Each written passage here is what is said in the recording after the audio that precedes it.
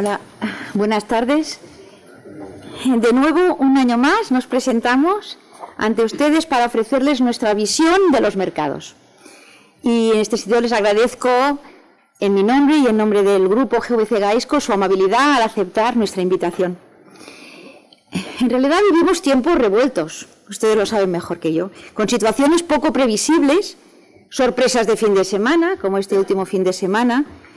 Las magnitudes macroeconómicas continúan teniendo graves deficiencias y la crisis sigue su trayectoria. Y a su paso van apareciendo desánimos, penurias en las personas y en los colectivos.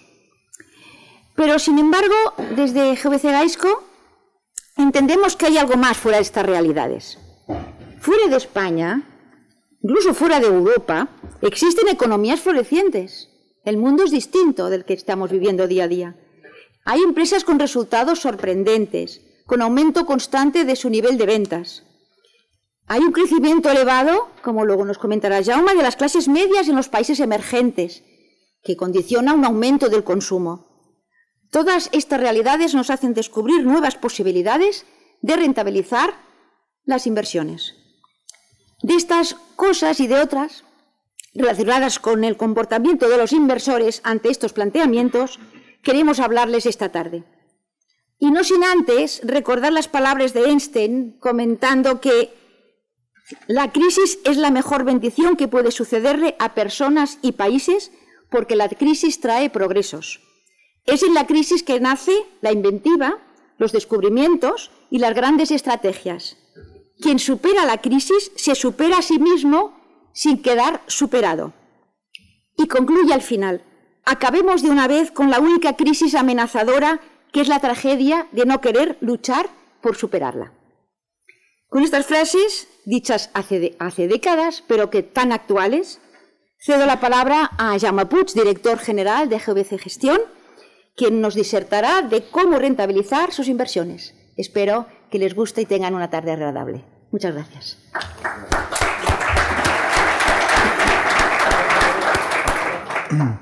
Bueno, buenas tardes a todos. Es un placer estar aquí en Madrid de nuevo con todos ustedes.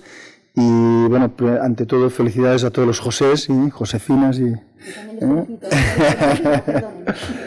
bien. Bueno, vamos a ver. Vamos a dar un momento de intentar ver en este escenario que tenemos, que puede parecer convulso. Vamos a ver un poquito si podemos simplificarlo un poco para intentar encontrar unas guías de dónde creemos que se puede estar o se debe invertir. En primer lugar, bueno, hemos dicho adiós al año 2012 y el año 2012 ha sido muy buen año bursátil.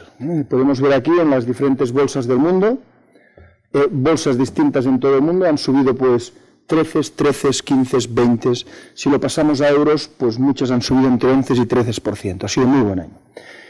El IBEX 35 ha estado al margen de estas subidas generalizadas bursátiles, pero algo incluso un poco más peor, ¿no? Ha estado al margen de los países periféricos. Mientras aquí el índice IBEX cayó un 4,6%, bolsas como la griega subió un 33% el año pasado, Irlanda un 17%, Portugal, Italia un 7%, ¿no? Entonces, ¿qué es lo que hace, de momento, que la bolsa española esté al margen ya no del mundo, sino incluso de los propios países periféricos, digamos, con problemáticas similares? Evidentemente, el tema es una situación que el año pasado aquí hablamos, de hecho creo que era en marzo también más o menos, no se había hecho el rescate a los bancos, pero desde aquí lo exigíamos, lo pedíamos, y al final se hizo, o sea, en abril, un mes después de estar aquí, cambió todo el mercado empezó a pedirlo, pero el tema, evidentemente, que tenemos diferencia en los bancos y en nuestra propia situación. Una forma de verlo, pueden ver aquí en las bolsas, el tema es, el año pasado, los bancos, el índice de bancos europeos subió un 23%, o sea, los bancos en Europa fue un buen año bursátil, pero si vemos aquí, tenemos BBVA y Santander, los bancos internacionales, que subieron un 4% aproximadamente, pero luego el resto de bancos domésticos que cayeron fuertemente, ¿no? Caídas de 19, 30, 60 y 80%. Entonces, esto aquí comentamos, el año pasado aquí dijimos que nosotros no invertíamos en bancos domésticos, ya les anticipo, o sea, entendiendo por domésticos aquellos bancos que tienen todo su negocio en España, o más del 90%, ya les anticipo que hoy seguimos sin invertir en esos bancos, ¿de acuerdo? Ya veremos un poquito por qué. Entonces, vamos a ver. Desde que nos vimos aquí el año pasado hasta ahora, ha habido, salió, ya digo, fuimos un poco pioneros en el tema de bancos, luego salió en el mes de abril una contestación de muchos sectores diciendo arreglen los bancos, y al final se hizo un análisis de los bancos que lo hizo Oliver Wyman, y estos datos que ven aquí son el fruto de este análisis, ¿no? Todos los números que están aquí que les presentamos salen de este análisis, algunos están retocados, sumados de otra forma, pero todo sale de ahí, todo puede exponerse de ahí. ¿Qué dice Oliver Wyman? Oliver Wyman dice, la banca española, por créditos que ya ha dado, le van a venir unas pérdidas de unos 264.000 millones de euros. Esto es lo que dice. Es verdad que esto es en el peor escenario, ¿eh? Lo que pasa es que este peor escenario se está tornando el escenario normal, pero en ese momento era peor, que le daban un 1% de posibilidades. De estos 264.000 millones, 132.000 millones, la banca española o bien ya la ha aprovisionado, es decir, lo tiene ya en cuenta en sus cuentas, o bien es un exceso de capital que tiene, con lo cual puede absorbir 132.000 millones, pero está claro que esto es la mitad aproximadamente. Luego, ¿qué pasa con los 132.000 millones restantes? Bueno, de estos 132.000 millones hay una cifra aproximada que son 8.000 millones que va a pagar el Estado. ¿Por qué? Porque el Estado, cuando un banco ha comprado a otro, por ejemplo, BBV adquirió a UNIM o Sabadell adquirió a la CAM, el Estado dijo, yo les doy a ustedes un esquema de protección de activos. Es decir, el 80% de las pérdidas que tengan estos bancos que ustedes han comprado a 10 años, yo, Estado, voy a hacer frente a esta situación. Claro, esto le va a costar al Estado, según estas estimaciones de Oliver Wyman, unos 8.000 millones de euros. Luego, nos quedan aproximadamente 125.000 millones de euros, que sería la cifra que, si pusiéramos esta cifra en los bancos, podríamos decir que están saneados. Vamos a ver. Oliver Wyman pretendía llegar a esta cifra porque esta cifra tiene una parte buena y, como veremos, una parte mala. La parte buena, ¿cuál es? Desde que se supo esta cifra, lo que se supo es que la banca española no es un problema para Europa.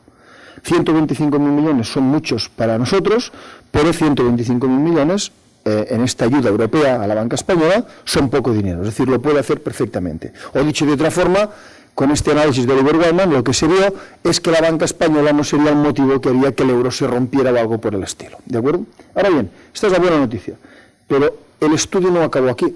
Si el estudio hubiera dicho, vamos a capitalizar 125.000 millones, la cosa estaría bien. Pero el estudio no concluyó aquí. Restó tres conceptos, de forma que al final lo que exigió que se capitalizara la banca no fueron 125.000, sino una cifra muy inferior. ¿Qué restó? Primero, dijo, bueno, vamos a restar los beneficios que la banca española va a tener en los próximos 3 años. O sea, este año que viene y el otro, ¿no? Claro, aquí empezamos a ir un poco mal, porque si hubiéramos hecho, pues no, pues mira, restemos los de los 7 próximos años o los de los 10 próximos años, diríamos, mira, ya no hace falta poner capital. Pero precisamente esto es lo que se quiere evitar. Hay que capitalizar rápido la banca, porque si lo haces con los beneficios de los próximos años, que era la idea original, te vas a una crisis económica muy larga. En vez de 5 años, te vas a una crisis de 15 o 20 años. ¿De acuerdo? Este era el tema. Entonces, con lo cual, bueno, esto sí. Ahora bien, incluso restando los beneficios de los próximos 3 años, solo hay 2 entidades que no necesitarían capital, que serían Santander y Kutxa. BBV, por ejemplo, según esto necesitaría 1.800 millones, que BBV, como capitaliza 30 y pico mil en bolsa, puede hacer una ampliación de capital en 2 minutos. O sea que BBV tampoco tendría problema. Ahora luego siguen restando conceptos.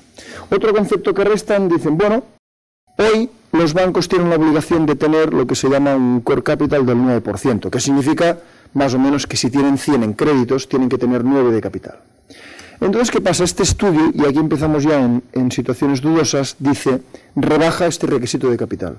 No hay ninguna ley que lo rebaja el estudio. Y dice, mira, en vez de pedir un 9 de capital, vamos a pedir un 6. Bueno, la pregunta es, ¿y por qué? Irlanda hizo estos mismos números al 9%.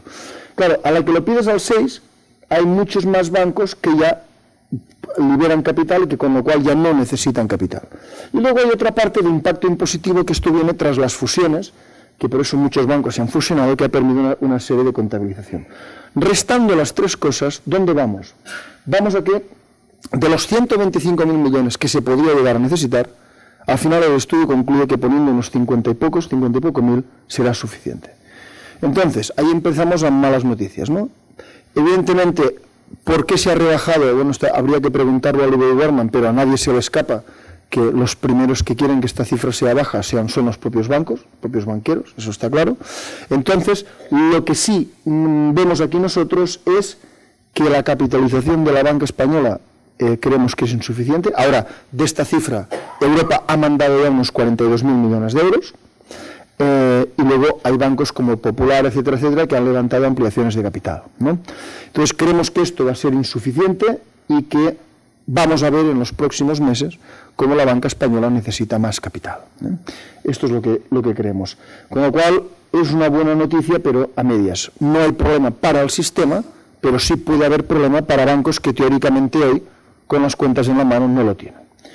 Luego, a partir de aquí, se ha hecho banco malo. Esto era una petición que había, que era decir, bueno, los bancos, los activos malos que tienen, que los vendan a un banco malo, aunque lo que pedíamos nosotros luego el mercado era que se hiciera un banco malo y los bancos vendieran aquellos inmuebles que se han quedado, etcétera, etcétera, o préstamos malos, que lo vendieran a este banco malo a precios de mercado. Esto es lo que pedíamos. ¿Qué se ha hecho al final? Primero, se ha hecho un banco malo parcial. Me explicaré. El banco malo no es obligatorio para todos los bancos españoles, sino solo para aquellos bancos nacionalizados. Con lo cual, el banco malo se aplica solo a unos bancos sí y a otros no. Esto nos lleva a situaciones un poco kafkianas, como por ejemplo la siguiente. Imagínense ustedes que un banco nacionalizado, Caixa Catalunya, Bankia, que ustedes quieran, tiene un solar que se ha quedado adjudicado, ¿no? Y luego imagínense que justo al lado está otro banco no nacionalizado, que tiene otro solar que también se lo ha quedado y son solares gemelos, ¿no? Pues bien, el precio de estos solares en el balance de los dos bancos es distinto. El banco nacionalizado está obligado a vender ese solar a banco malo, a un precio. Este precio no se estableció en mercado, sino que han hecho unas quitas, es decir, no, un 60% menos, un 70%, un 50% en función del activo, con lo cual lo ha vendido a este precio, que no es de mercado. ¿Puede ser suficiente? Bueno, depende, porque ustedes saben que dentro de estos activos hay, por ejemplo, pues solares que en su día se pagaron a precios urbanizables y luego acaban siendo rústicos, es decir, hay mil casuísticas, ¿no? Pero la verdad es que el otro banco, el que no está obligado a venderlo a banco malo, lo puede contabilizar a un precio distinto. Sigue el decreto de guindos, que son precios distintos. Con lo cual, uno a lo mejor lo ha vendido a 30 y el otro a lo mejor lo conserva en su balance a 50, 60 o a 70. ¿De acuerdo? Entonces, claro, esto son distorsiones que establece el sistema. Luego, en el Sareb hay una cosa muy clara en este banco malo. Dice que los precios de transferencia que las entidades bancarias vendan estos activos malos al banco malo no sirven de referencia para los bancos, para el resto de bancos que no han sido nacionalizados. Lo pone claramente, es decir, estos precios no son referencia, podéis contabilizarlos a precios distintos. Esto, claro, esto no es lo que pedíamos. Pedíamos que se hiciera para todos los bancos para saber cómo están todos, o sea, si es a 30, todos a 30, ¿de acuerdo? Y segundo, pedíamos, evidentemente, que la referencia fuera al precio de mercado, que no lo ha sido. Claro, cuando se ha montado este banco malo que empieza a recibir activos malos, la idea original era que entraran en este banco malo inversores extranjeros, que dijeran fondos inmobiliarios, que dijeran, mire, pues yo voy a entrar, dado que estos activos se están vendiendo con un gran descuento, pues yo voy a entrar y voy a entrar ahí. ¿Qué ha pasado en la realidad? Inversores extranjeros hay cero. No hay inversores extranjeros en el banco malo. Se ha intentado, pero no han querido entrar. ¿Por qué no han querido entrar? Hombre, es muy difícil convencer a un inversor extranjero que quiera comprar inmuebles en España si no le dices que aquello es a precios de mercado. Es más, un inversor extranjero va a decir, precios de mercado y algo de descuento, porque cuando todo esto se venda los precios van a bajar. Es decir, claro, no son criterios de mercado. Como no son criterios de mercado, es muy difícil que alguien entre. ¿Quién son los socios de este banco malo? Pues el Estado, que tiene un CUEFROP, que tiene un 45%, no pasa del 50% por un tema de cómputo de deuda pública, y luego el resto lo tiene la banca española no nacionalizada, o sea, los que no han nacionalizado, primero contabilizan las cosas distintas, y segundo, entran a ser socios de este banco malo. Podemos hablar de conflictos de interés, porque evidentemente cuando el banco malo empiece a vender los activos que tiene, esto sí puede acabar afectando a los bancos, con lo cual se dice que la gran cantidad de ventas como mínimo va a entrar en el mercado entre 2 o 3 años. Ya hay cosas que están saliendo, pero es decir, podemos hablar de peaje, podemos hablar de conflicto de interés, pero no es algo que sea deseable que el mismo que tiene inmuebles y no lo han nacionalizado, digamos, sea accionista de aquí. Y luego compañías de seguros. Es decir, al final, todos los socios que hay hoy en día en el Sareb, en este banco malo, uno de dos, o es el Estado, o son entidades españolas reguladas por reguladores españoles, ¿de acuerdo? Y eso evidentemente no está bien. No está bien tampoco la prueba de algodón. Se han hecho una serie de operaciones que han hecho un poco poner los pelos de punta porque dices, a ver, ¿está saneada la banca española o no? Por ejemplo, la Caixa recientemente adquirió Banco de Valencia. Banco de Valencia es un banco nacionalizado. Se cifró el agujero en unos 4.500 millones de euros, se han puesto, con este dinero de Europa se ha capitalizado, con lo cual teóricamente el agujero se ha tapado. Al ser banco nacionalizado, los activos malos los ha tenido que vender al Sareb, este banco malo, con lo cual se ha sacado los activos malos. Teóricamente es un banco limpio. Ahora bien, analicemos la transacción. Primero, aun estando limpio, la Caixa ha pagado 1 euro, pero 2, ni pagando 1 euro se lo quedaba, sino que ha exigido al Estado una EPA, este esquema de protección de activos, a 10 años. Es decir, ha exigido al Estado que le pagara el 75% de las pérdidas que tenga Banco de Valencia en los próximos 10 años, aún habiendo estado saneado. Claro, esto cuando nos llaman afuera nos dicen, oye, ¿pero los habéis saneado o no? Claro, esto no es muy indicativo. Otra cosa que no es indicativa es la reciente transacción de Caixa Catalunya.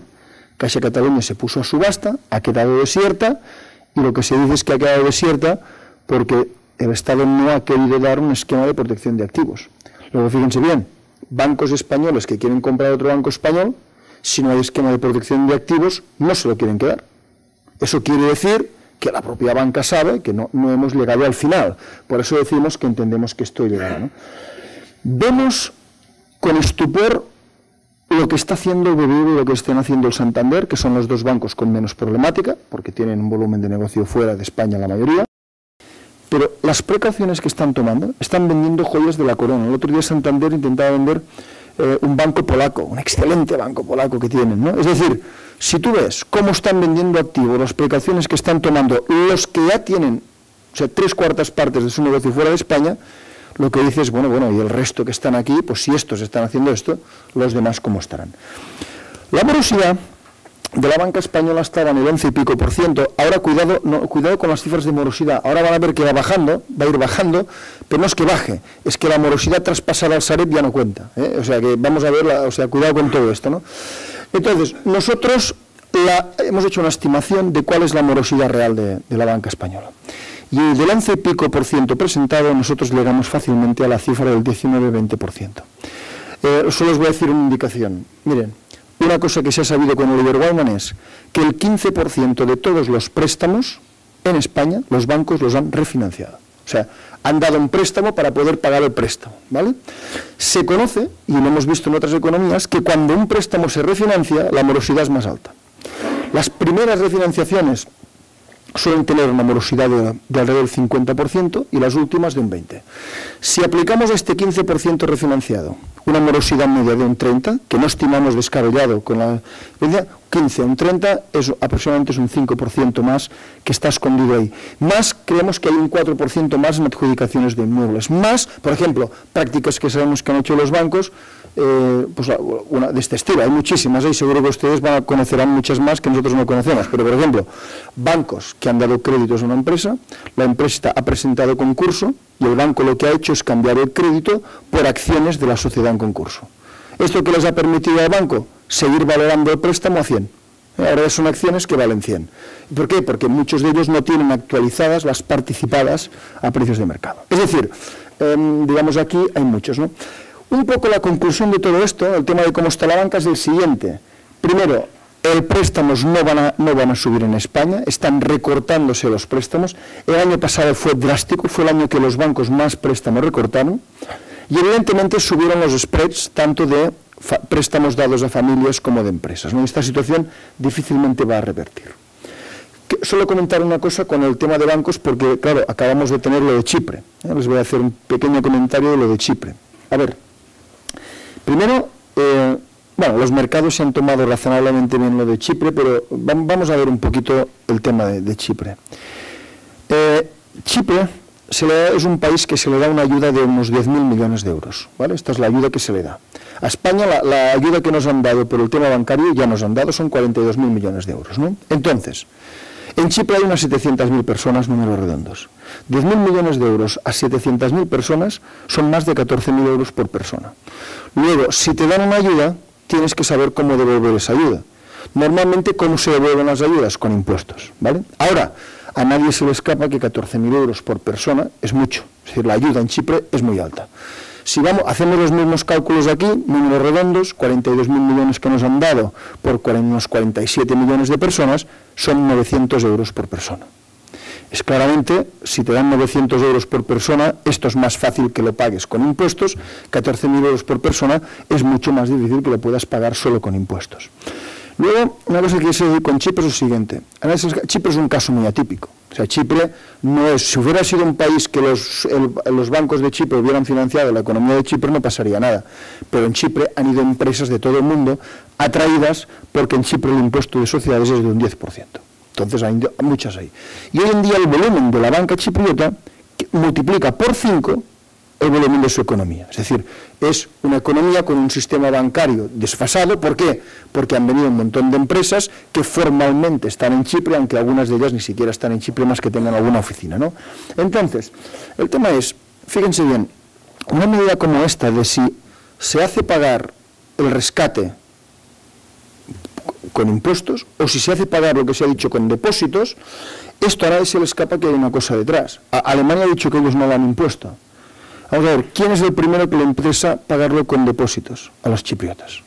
Muy sencillo, porque dado que casi el 40% de los depósitos están en manos extranjeras, si lo haces pagar a los depósitos, al chipriota le cuesta menos dinero que si lo haces pagar vía impuestos, que es lo normal, sustancialmente menos dinero.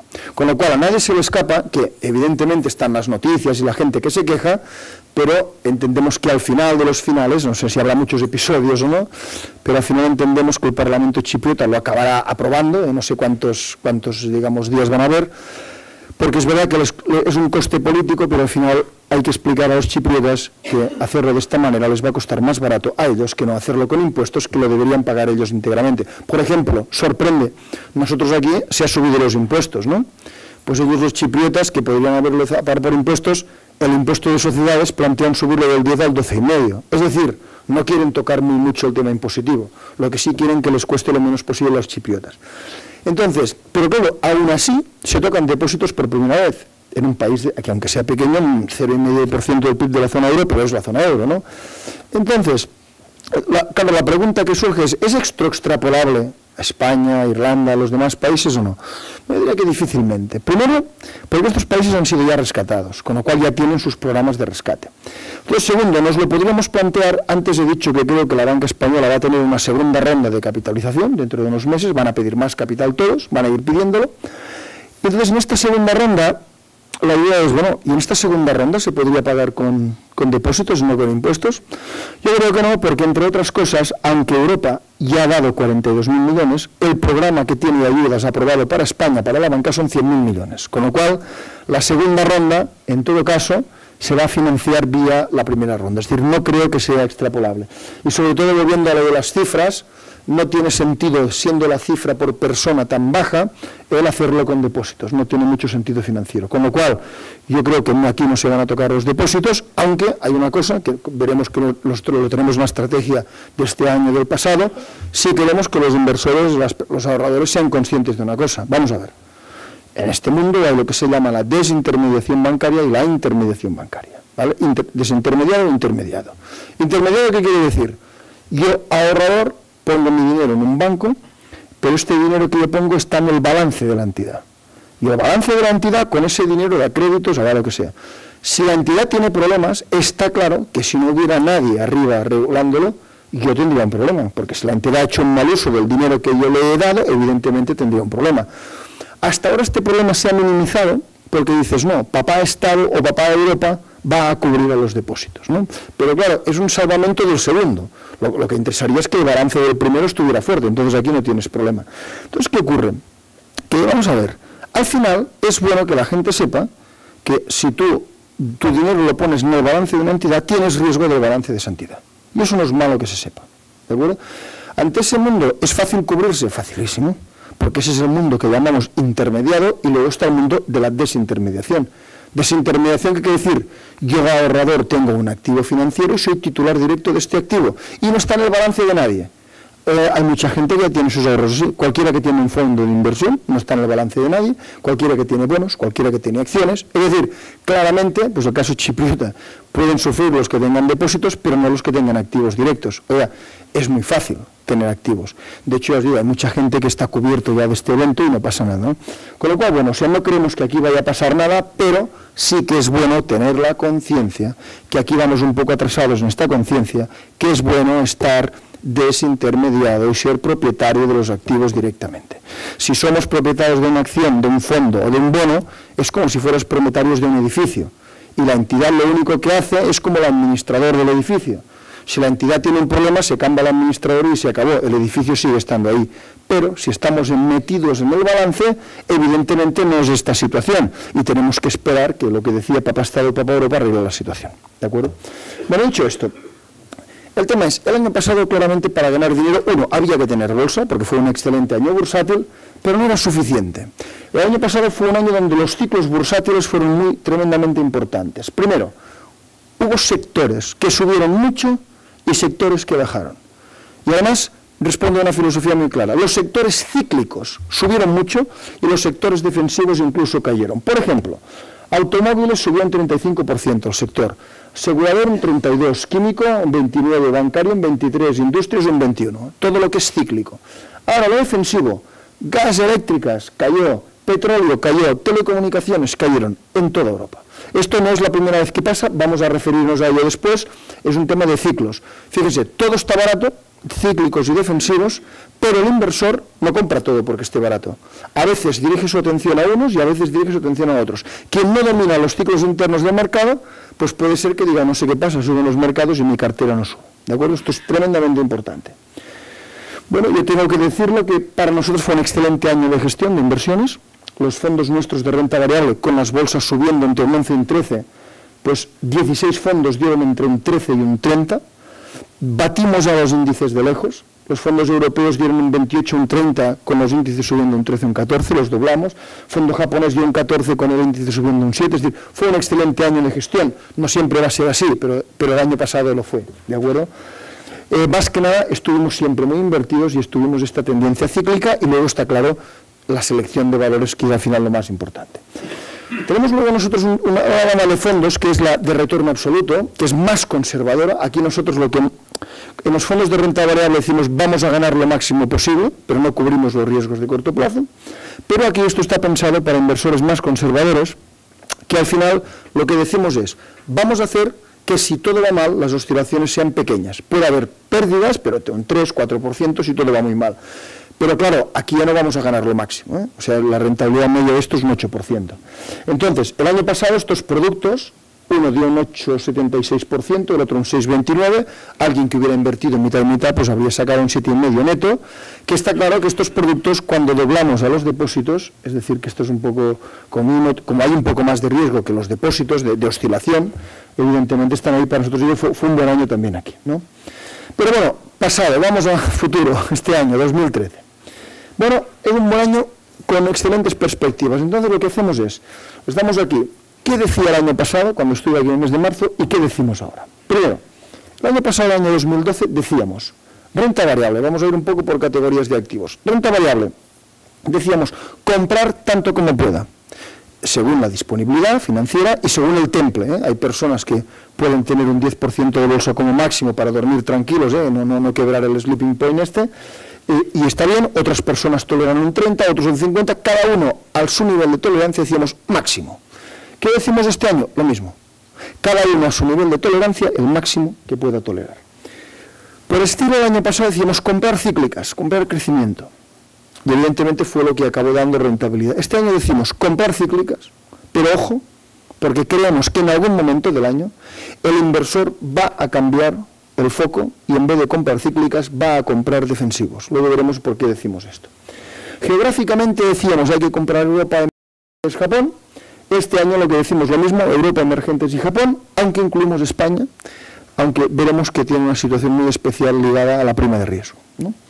Y luego decíamos el año pasado, como mínimo creemos que tenemos 3 muy buenos años bursátiles por delante, este año decimos como mínimo 2 muy buenos años bursátiles por delante, y verán, esto no es ni porque haya pasado uno ni por nada, sino tenemos unos modelos que así nos lo hacen ver. Vamos a empezar. Mire, renta variable. ¿Ven esta empresa de aquí? Esto es una empresa holandesa que nosotros teníamos acciones de esta empresa en varios de nuestros fondos. ¿Cómo invertimos nosotros en renta variable? Primero, número uno, buscamos empresas que tengan nichos de actividad muy buenos. Nos da igual que sean muy grandes o muy pequeñas, pero sobre todo que sean buenos en algo. Invertimos mucho menos en conglomerados. ¿Saben esas empresas que hacen 20.000 actividades? Tal? Eso es mucho más complejo de invertir. Esta, número uno en el mundo, pues pequeña relativamente, bursátil, hombre, grande en capitalización, pero bursátil pequeña, que es número uno del mundo ¿en qué? En gran transporte marítimo. Este barco que ustedes ven, evidentemente no está partido, está semisumergido, tiene la proa de la popa y está transportando una plataforma petrolífera. Es transporte de gran alcance, o sea, te coge esto en Rotterdam o donde sea y te lo lleva al Golfo de México, a China, o sea, estamos hablando de muchas millas. Bien, o sea, no es transporte de containers, o sea, es transporte de gran gasto. Esta gente, esta compañía, tienen 19 barcos que hacen esta actividad, entre ellos el más grande del mundo, que es capaz de transportar 75.000 toneladas, ¿de acuerdo? Bien. Esta gente, primero nos gusta la actividad, segundo, hablamos con la gerencia. Nosotros hay empresas excelentes, muy buenas, que les tenemos tachado, que no invertimos. Y dices, nuestra empresa es muy buena, sí, pero la gerencia no nos acabamos de fiar. ¿Por qué? Pues a veces porque, sobre todo, si vemos gerencia que piensa en el corto plazo y no piensa a 5 o 10 años, o huimos. Evidentemente nos podemos equivocar, es un juicio de valor, pero cuando hablamos siempre con ellos, nosotros lo primero les estamos viendo y pensamos, ¿qué clase de persona es? ¿Es de los que va solo por el bonus del año o es una persona que piensa 5 años? Y tenemos algunas que nos podemos equivocar, pero tachadas, y otras que son muy buenas. Hay de todo en este mundo, ¿no? Y tercero, lo valoramos. Esta empresa, cuando la compramos, la valoramos. Decimos, ¿cuánto vale esta empresa? Cotizaba a 10, 11 euros, pero nosotros la valoramos por los beneficios que tiene y decíamos, esto vale alrededor de 20 euros, ¿no? O sea, hacemos este ejercicio. Esto la compramos. Bien, pues esta gente nos vinieron a ver a nosotros hace un año, en el mes de enero. O sea, cuando estuve aquí nos acaban de venir a ver. Y nos dijeron, mira, sois accionistas, vamos a hacer una ampliación de capital, nos gustaría que participarais en la misma, ¿no? Entonces, claro, nosotros decimos, bueno, ¿para qué necesitas el dinero? ¿No? O sea, ¿qué vais a hacer con el capital? Primera pregunta. Y nos dicen, mira, queremos hacer, ya tenemos el barco más grande del mundo, pero queremos hacer el barco, que va a ser el más grande del mundo, capaz de llevar unas 100.000 toneladas, ¿no? En vez de 75.000, 100.000, el más grande. Y bueno, ¿y qué ventaja tiene esto, ¿no? Y ellos dicen, mira, muy sencillo. Hoy, cuando transportamos estas plataformas petrolíferas, tenemos que hacer 2 viajes, parte de abajo y otro viaje con la parte de arriba. Si tuviéramos este barco de 100.000, con un viaje, un solo viaje, lo podríamos transportar todo.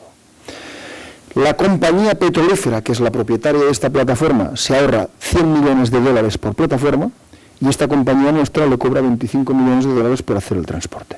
Entonces le dimos racionalidad económica y compramos. Aunque compramos en enero, bueno, fuimos a la ampliación, compramos. Pero esta acción estaba, si miran usted la cotización, estaba muy baja. 10, 11 euros, no hacía nada, ¿de acuerdo? ¿Qué pasa? Bueno, llega aquí finalmente, al final, el día 26 de noviembre, y otra empresa cotizada en bolsa le hace una OPA. Y los números son, cotiza 10 y pico, vale 20, ¿no? Nuestros números. ¿A qué precio hizo de la OPA? A 17,20. O sea, hizo la OPA pagando un 60 y pico % más, pero estas OPAs siempre se hacen igual. Pagas más de lo que cotiza y menos de lo que vale. Ahí ganas dinero. Tanto es así que la empresa que le hizo la OPA, ese día, también subió. la que le hizo la OPA, no la OPAda, ¿no? Entonces nosotros como gestores tenemos que plantearnos, bueno, nos hacen una oferta de 17,20, ¿qué hacemos? Es decir, nos quedamos y vamos a batallar por los 2,5 euros que puedan quedar, o lo vendemos hoy ya. Si el mercado hubiera estado todo a su precio, habríamos ido a batallar los 2 euros y pico. Pero como todo el mercado, ahora veremos porque está muy barato, lo que hicimos es vender ese día, y ese mismo día vendimos y compramos acciones baratas. ¿Por qué? Como gestores queremos tener buenas empresas, buenas gerencias, pero baratas. Entonces, se trata de mantener en los fondos el máximo descuento posible, lo más baratas posible, porque al final nos engañan. El descuento que tengamos hoy es la rentabilidad en exceso que sacaremos mañana, ¿vale?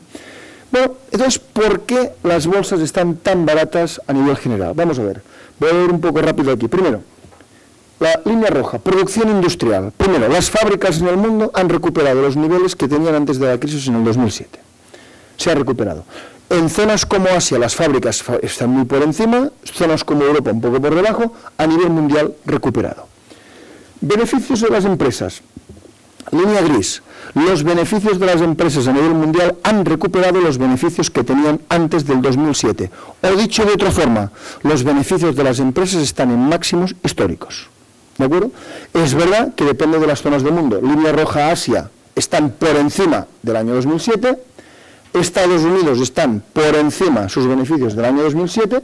Y en Europa estamos un poco por debajo, pero ya muy cerca. Y la previsión es que el año que viene superemos ya los máximos beneficios históricos. Tema muy importante, lo estamos viendo. Empresas que vendían X, les bajó las ventas con Lehman Brothers, han recuperado ventas, señores, ganan más. Con las mismas ventas ganan más. ¿Qué está pasando a nivel mundial? Los márgenes de las empresas están superando los márgenes que había en el 2007. Es decir, cuando pasa Lehman Brothers, pasa esta crisis, se asustan las empresas y tanto las más rentables como las menos, todas han ajustado costes en el mundo, todas. Lo cual quiere decir que cuando recuperan ventas tienen mejores márgenes y ganan más. Esto es fundamental para saber un poco lo que está ocurriendo. Luego, primer motivo por el cual las bolsas tienen que subir. Primero, porque los beneficios están en máximos históricos. O sea, muchas veces ustedes saben que las bolsas anticipan, ¿no? Dicen, no, las bolsas suben porque los beneficios ya subirán. No.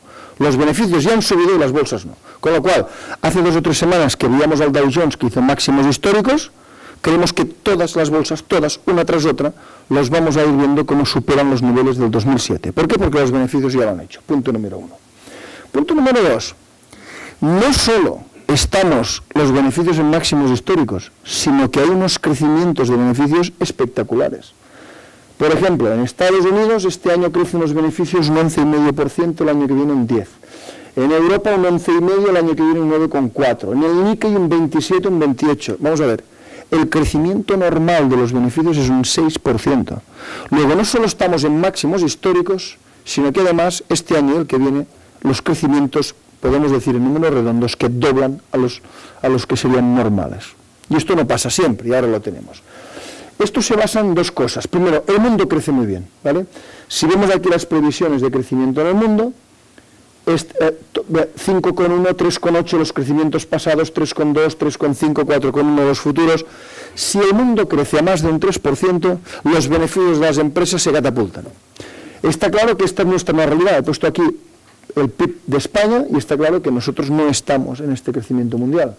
De hecho, si ustedes miran, el mundo crece todo, pero todo me refiero a África, Oriente Medio, todo, no crean que solo crece Asia o Latinoamérica, y hay una especie de zona en el mundo que crece menos, que es la zona euro, y luego hay 4, 5, 6 países en la zona euro que especialmente decrecemos, y nosotros somos uno de estos 6. Ahora bien, tenemos que tomar conciencia de que esto es lo que vemos cuando salimos a la calle, pero esto no es lo que hacemos cuando compramos acciones. Cuando compramos acciones de empresas que ganan, obtienen sus beneficios en todo el mundo, claramente no están ganando aquí, sino que están ganando en todo el mundo. Tenemos que ir al crecimiento mundial, ¿no? Pero pongo un ejemplo. En venta de coches. Año pasado, bueno, cuando aquí estábamos en máximos históricos, en España se matriculaban 1,7 millones de coches en un año. ¿De acuerdo? En ese mismo momento, en el mundo, 47 millones de coches en todo el mundo. ¿Cómo estamos? Bueno, aquí pongo las cifras del año pasado. 800.000 coches, esto es 2011, 2012 todavía fue peor, 700 y pico mil. Luego aquí estamos vendiendo menos de la mitad de los coches que se vendía en ese momento. Ahora bien, el mundo, cuando nosotros estamos a tope, vendía 47 millones de coches, el año 2011 60 millones y el año pasado 2012 máximos históricos 63 millones de coches. Mientras nosotros nos hemos ido a la mitad, el mundo ha ido de 47 a 63, datos todos pasados, ¿de acuerdo? Con lo cual, es un poco para ver el crecimiento que hay en el mundo. Entonces vamos a ver las bolsas. Bueno, las bolsas, esto es el IBEX, la línea azul es el IBEX 35 y la línea verde es el valor, igual que antes valorábamos Dogwise, que os comentaba, pues está claro que cada una de las 35 empresas que componen el IBEX las valoramos en función de sus beneficios y obtenemos un valor. ¿Y qué vemos? Hay un agujero. el IBEX está en 8.000 y poco, pero si valoramos las empresas del IBEX 35 en función de lo que valen, no bajamos de los 14.000. Con lo cual, el IBEX está unos 6.000 puntos barato.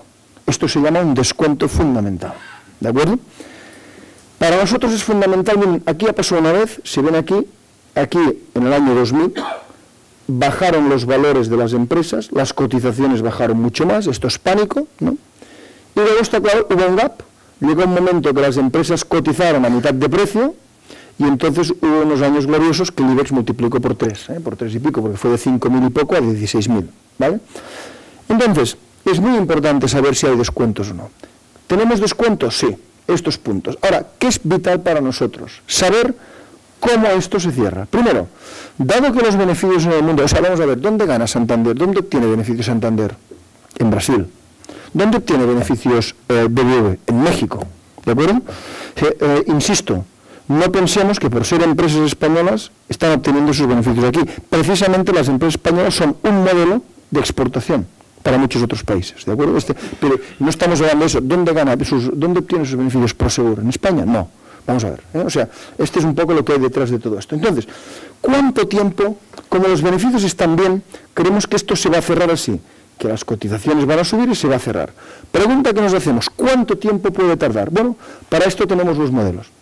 Primero, sí, 2 años. ¿Por qué? La línea azul de aquí son sencillamente estos descuentos, ¿no? Es decir, oiga, estos descuentos en puntos de IBEX, 3.000 puntos, 4.000 puntos, 5.000 puntos, 6.000 puntos. Y el modelo rojo que ustedes ven es un modelo que tenemos nosotros, que lo que pretende es un modelo que dice, estos descuentos no he pasado cómo se han comportado, es decir, cómo se han abierto y cómo se han cerrado. Y mirando a pasado cómo se han cerrado otros, vemos cómo se deberían cerrar. ¿Qué nos da? 1,75 años. Por eso cuando decimos que creemos que hay 2 años bursátiles excepcionales, este número sale de aquí. No es que digamos 2 años por decir 2 años. El año pasado esto daba aquí mismo 2,8, creo que era recordar. O sea, no decimos que ahora quedan 2 años buenos porque un año, no. Porque lo que ha pasado en este año es bastante consecuente con el modelo, con lo cual decimos que quedan 2 años que no pueden perderse. Las bolsas, mire, nos miremos las bolsas, si alguien quiere puede mirarse este cuadro con detenimiento, por cualquier rato de valoración, los PERES deberían estar con los tipos de interés actuales a un 16, están todos mucho más bajos, precio de valor contable a 2,5, están todos mucho más bajos, rentabilidad por dividendo con los tipos que tenemos deberían pagar 1,5, máximo un 2, se están pagando más, y primas de riesgo deberían estar en 4%, en bursátiles están 6, 7, 8%. En resumen, nos miremos el ratio de valoración que nos miremos, las bolsas están muy baratas, todas, la bolsa americana un poco menos, por supuesto, pero barata, bolsas europeas, por supuesto, pero bolsa de Hong Kong muy barata, etcétera, etcétera, ¿vale? Luego, pregunta que nos hacemos, ¿va a ser este un super año en el IBEX? Como fue en Grecia el año pasado, que subió un 33%, o no. Nos hacemos esta pregunta. Entonces, ¿qué pensamos? Que no, que va a ser un buen año para el IBEX. Si las bolsas suben un 15%, el IBEX va a subir un 15%, pero va a subir un 30%, va a subir un 40%, podría hacerlo, pero no creemos que sea este el año. ¿Por qué? Hemos hecho unos análisis, la línea azul es este descuento que les decía, estos 5 o 6.000 puntos baratos, y tiene una relación total con la prima de riesgo país, total. De forma que más o menos, en números redondos, aquí está un poco más preciso, pero para que les quede claro es, si la prima de riesgo país baja 100 puntos básicos, el IBEX sube unos 2.000 puntos. Esta es un poco la relación. Ustedes saben que hay un poco el objetivo de que la prima de riesgo baje 200 puntos, de los 350 actuales más o menos a 150, ¿no? Si esto se consiguiera son 4.000 puntos de IBEX arriba. Pero claro, no podemos desligar esta sobrerentabilidad del IBEX a lo que haga la prima de riesgo. Entonces nos preguntamos, bueno, ¿y la prima de riesgo va a caer fuertemente o no? Creemos que no será este año, sino en todo caso el año que viene. No lo vemos para este año. Ahora, a nadie se le escapa una cosa. Quien compre IBEX ahora, creemos que va a tener la misma rentabilidad que el resto de mercados, pero sí que tiene una opción que la sobrerentabilidad, nosotros nos equivoquemos, y sea este año y no sea el año que viene. O sea, es como una call gratuita, ¿no? Entonces, ¿qué podría hacer caer la prima de riesgo radicalmente aquí? Nosotros vemos 2 temas. Tema número 1, que Europa capitalizara directamente la banca española. Esto se ha pedido desde aquí, desde el gobierno, se ha pedido a Europa, oiga, sean accionistas de los bancos españoles. ¿Qué ha dicho Europa? No. Yo no quiero ser accionista de los bancos españoles, he dicho, yo quiero ser prestamista del Estado.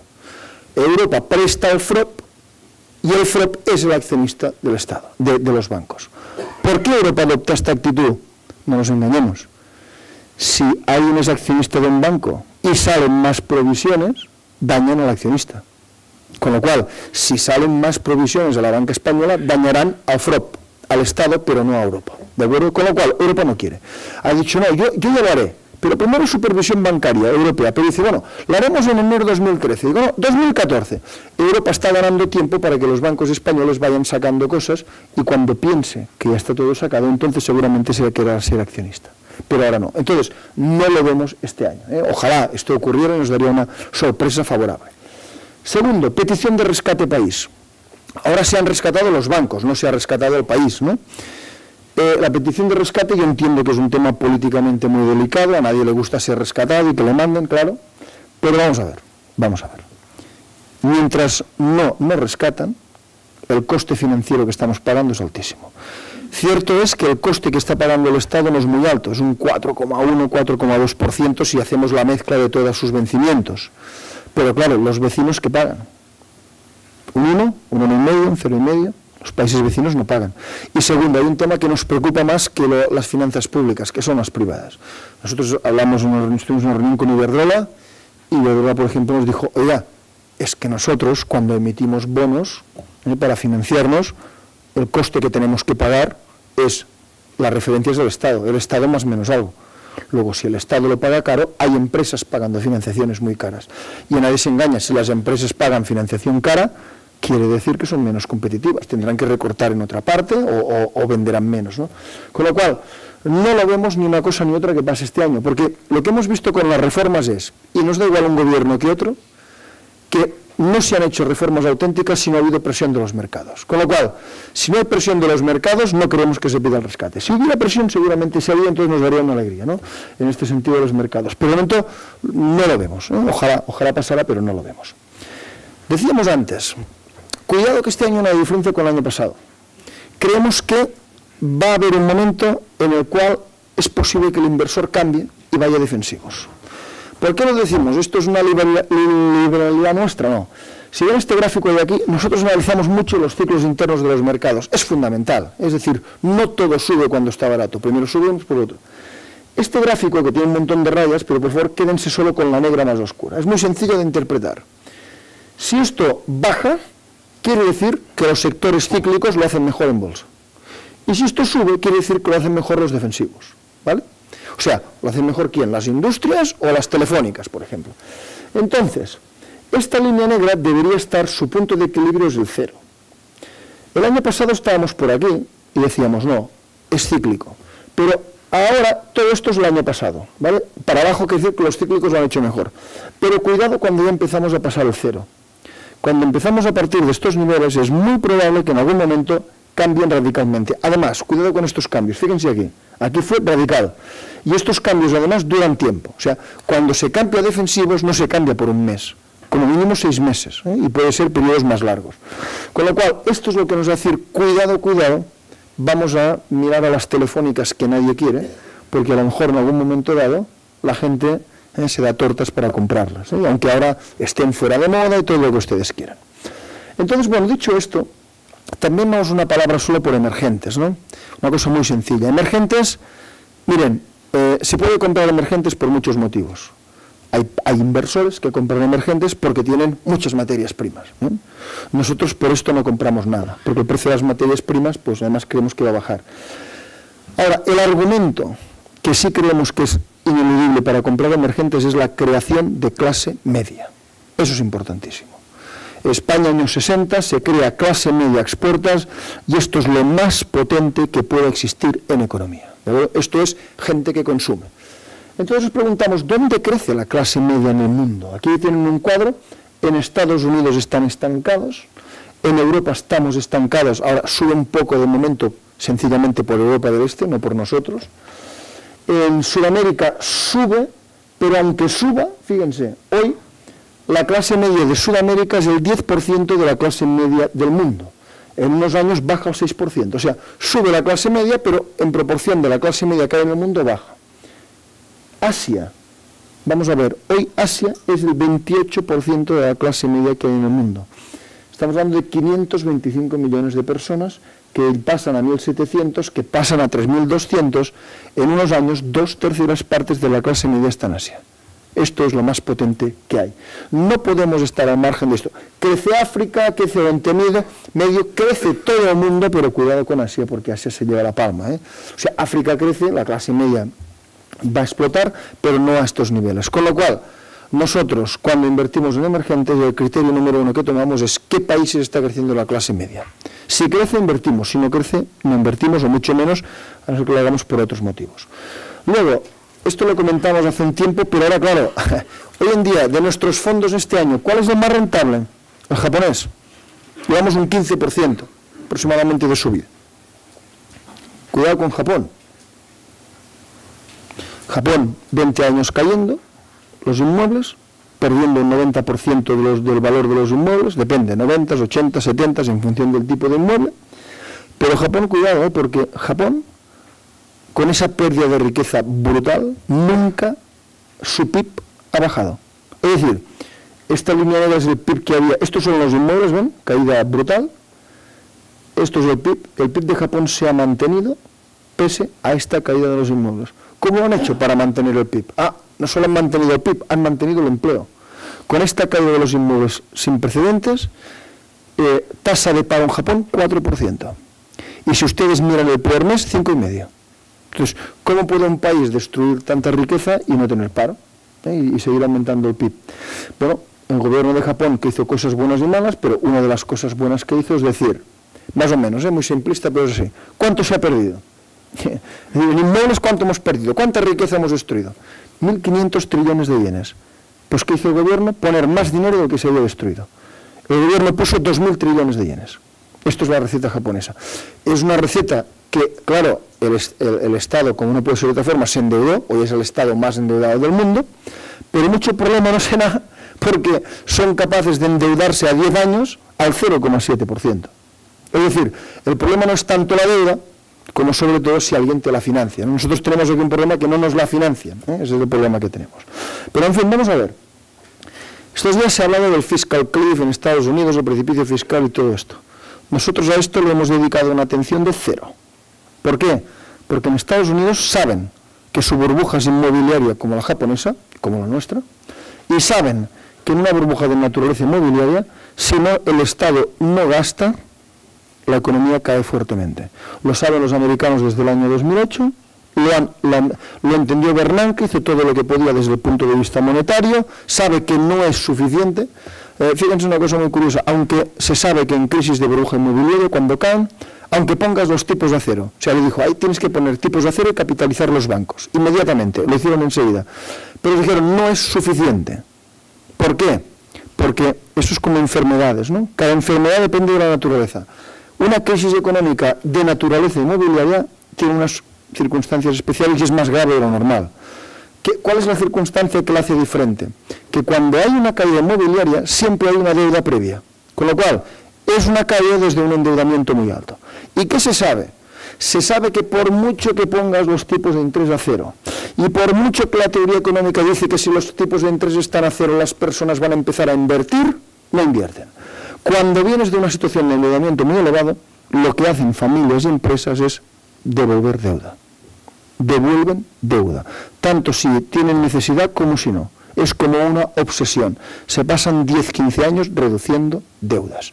Esto es un fenómeno que se llama recesión de balances. Entonces, en Estados Unidos, muy conscientes de esto, fueron a ver, Bernanke en la FED hizo todo lo que tenía que hacer, fueron a ver a la Reserva Federal, cuidado, de la mano de grandes expertos en el caso japonés, como Richard Koo, y la Reserva Federal fueron a ver la administración Obama y les dijeron, señores, si no gastáis, vamos a entrar en una recesión muy fuerte. La administración Obama lo intentó y gastó. Se puede discutir si el gasto tiene que ser en sanidad, en el ejército, en lo que queramos, ¿de acuerdo?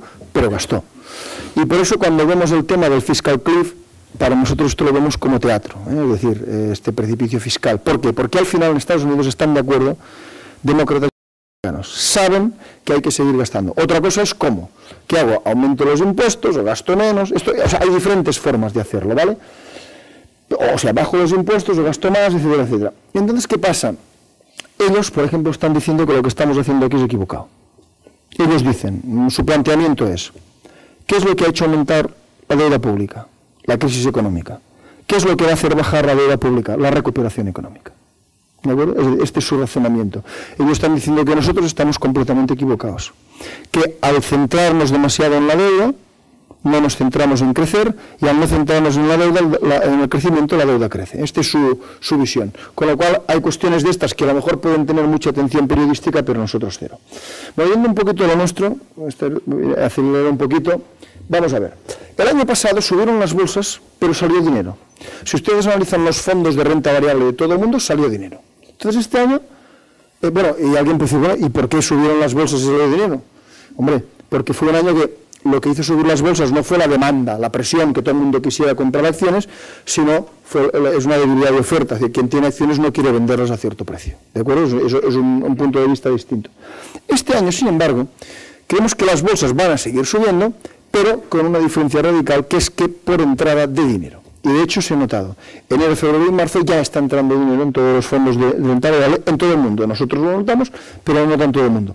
Es cierto que no son cantidades ingentes de dinero. O sea, la gran masa ya entrará dentro de 3 años. O sea, eso, como siempre, la gente va después. O sea, en este mundo, desgraciadamente, hay mucho inversor que invierte con el retrovisor puesto y compra lo que ha subido. Hoy este inversor está comprando renta fija, pero renta variable no la compra. Ya la comprará en 3 años, pero el valor ahí está en la renta variable, ¿no? Este es el tema. Entonces, ¿por qué decimos esto? Vamos a ver, primero hay un fenómeno.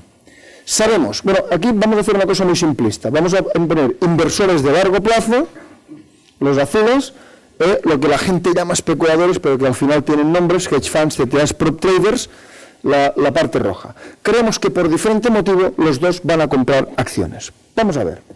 Yendo muy rápido. Primero, en la demanda inducida. Cuando las bolsas suben, y llevamos 8 o 9 meses subiendo, hay compra de acciones. Todos compran más acciones con más facilidad. Nosotros teníamos un modelo que nos decía, si las bolsas suben 6 meses, al 7º mes empezará a entrar dinero. Esta vez, después de haber subido 7 meses, ha empezado a entrar dinero al 8º mes, que ha sido en el mes de enero. ¿De acuerdo? Pero bueno, estamos ahí. Pero, más importante, el inversor de largo plazo, ¿por qué creemos que está entrando en los mercados? Primero, porque el no riesgo no paga. O sea, no es lo mismo, digamos, tener bolsas baratas con unos tipos de interés sin riesgo. Imagínense que los depósitos pagaron un 6, a que pagan un 1, pagan un 2. No es lo mismo. ¿De acuerdo? No paga la renta fija, estamos en tipos reales negativos, tanto a largo como a corto. No pagan los depósitos, aunque alguien le consiga un trato preferente y le paguen un 3, es no pagar. ¿De acuerdo? Y evidentemente no paga el Euribor, la caja estamos en 0,5, 0 poco, ¿de acuerdo? Punto número 1. Punto número 2. El año pasado la subida esta que hubo, a partir del mes de mayo, una subida muy fuerte, creo que el IBEX ha subido alrededor de un 40% casi, y los otros mercados también han subido fuertemente, pero claro, el tema es que no solo muchas personas particulares no lo han visto, es que no han visto la subida estrategas profesionales y gestores profesionales. Y esto lo decimos en base a unas estadísticas que tenemos y vemos cómo después de mayo la mayor parte de gente se ha quedado fuera. Esto quiere decir que si uno es un gestor profesional y en su fondo podía invertir hasta un 30% en bolsa, tenía un 10, ¿vale? Si podía invertir hasta un 50, tenía un 30. A nivel generalizado la gente tenía poca bolsa. Y esto sigue siendo así, poca bolsa. ¿Qué está pasando en estos meses? Oiga, estamos subiendo sin volatilidad, sin caídas. Claro, esto no es normal. Hay gente que dice, ya después de las subidas de junio, julio, agosto, septiembre, decían, bueno, 4 meses subiendo van a caer los mercados, y no caen. Hace unos pocos días, lo de Berlusconi hizo caer las bolsas un 3%, en 2 días recuperado. Ayer lo de Chipre, cayó ayer un poco, ha caído hoy, en otras circunstancias, si esto pasa hace 9 meses, vamos, nos caen 10, ¿vale? Y además no se recuperan en unos cuantos meses. Entonces, ¿qué está pasando? ¿Por qué no caen las bolsas? A ver, se ha quedado tanto dinero fuera que cada día que hay caídas, vemos aparte de ese dinero comprando. O sea, ¿qué quiere decir poca volatilidad? Poca volatilidad quiere decir que no cae, ¿no? Si hemos subido deberíamos caer. ¿Por qué no caemos? Porque sigue entrando dinero y dinero. Y además es paulatino, ¿no? Lo vemos en todo, en colocaciones de empresa. Vamos a colocaciones de empresa, nos dan de empresas que colocan un montón de capital en poco tiempo. Nos dan un 10%, un 15%. Esto sí son lucrativas, ¿eh? Fuimos a Rexel, la empresa francesa de distribución de material electrónico. Se coloca un paquete en horas, o sea, no se hacen ampliaciones al uso, no, en horas, en 3 horas se cierra. Pues nos dieron, creo que es un 16% de lo que pedimos. A esto sí, te lo dan con un descuento de un 3 o un 4, en 5 sesiones un 10% de plusvalía, ¿vale? Vendida. La misma semana te le dan marca. Se coloca un 15% de la empresa, un 3-4% de descuento, nos dieron aquí un 30%, aquí tardó más, pero en 7-8 sesiones bursátiles, 10%, vendimos. Es decir, hay una cantidad de, bueno, el otro día hubo una colocación de Direct Line, la empresa aseguradora inglesa, línea directa, pero en Direct Line, que nos dieron 0, sobresuscrito. Hay una cantidad de dinero en el mundo impresionante y lo vemos cada día. Entonces, por eso creemos que el inversor lo único que va a hacer es, o sea, hay un trasvase que tenemos que ser conscientes del no riesgo al riesgo. Que esto no quiere decir que la gente venda depósitos para comprar bolsa. Una parte será compra bolsa y luego hay riesgos intermedios, ¿no?, a los que ir. Pero el flujo es una dirección, de no riesgo a riesgo. Pero, ¿qué pasa con el especulador? El especulador, por motivos distintos, también está comprando bolsa y creemos que va a comprar mucho más. ¿Por qué? Primero, está cerrando cortos. Intentó atacar la bolsa subió y han perdido mucho dinero intentando ir contra el mercado. ¿Cómo lo vemos? Hombre, pues mes de diciembre, en Estados Unidos el Standard & Poor's sube un 0,7%, pero las 20 empresas con más cortos suben un 5% en el mismo mes. Quiere decir que se están cerrando cortos. ¿Cómo lo vemos? Vamos a ver, vemos a los seguidores de tendencia bajo presión. La gente que dice los especuladores y tal, estos son sus resultados, de unos especuladores que son mayoritarios, que son los que siguen tendencia. Lo que la gente llama especuladores llevan 2 años perdiendo dinero. En el año 2011 perdieron casi un 8, el año pasado casi un 3. Esta gente, que son los mayoritarios, son los seguidores de tendencia, es decir, ellos se sientan, esperan ver una tendencia y se suman a ella. Nada más. Esto, mayoritariamente, el 90 y pico % de gente hace esto. La tendencia es verdad que puede ser de acciones, de commodities, de muchas cosas, de materias primas, de todo un tipo. Esta gente, ¿qué pasa? Están en búsqueda de la tendencia perdida. Esta gente ganan dinero cuando hay tendencia. Si no la hay, no ganan dinero. Y llevan 2 años perdiendo dinero, luego nervios. Es decir, el inversor de largo plazo está nervioso porque tiene poca bolsa, y el hedge fund está nervioso porque no tiene una tendencia clara a la que ajustarse. Gana dinero con tendencia y no si la hay. Otro tema, materias primas. Vamos a ver. Las materias primas, este es el índice de materias primas. El año pasado, o sea, las materias primas llevan una década gloriosa, desde que caen las Torres Gemelas, al cabo de 2 meses empiezan a subir, pero las materias primas, esta década ha sido muy buena, pero el año pasado, primer año en que las bolsas suben, las materias primas caen. Eso quiere decir que hay mucho hedge fund que se ha ganado la vida estos años comprando oro, comprando, es decir, no sé, bueno, por supuesto, oro, plata, pero no solo esto, sino comprando cereales, comprando un montón de cosas, y que una parte importante de este colectivo está diciendo, vamos a ver, muy bien, los últimos 10 años me he ganado la vida así, pero en los próximos años probablemente ya no me los gane así. Probablemente la única tendencia que podemos tener es la renta variable. La única que apunta claramente es la renta variable.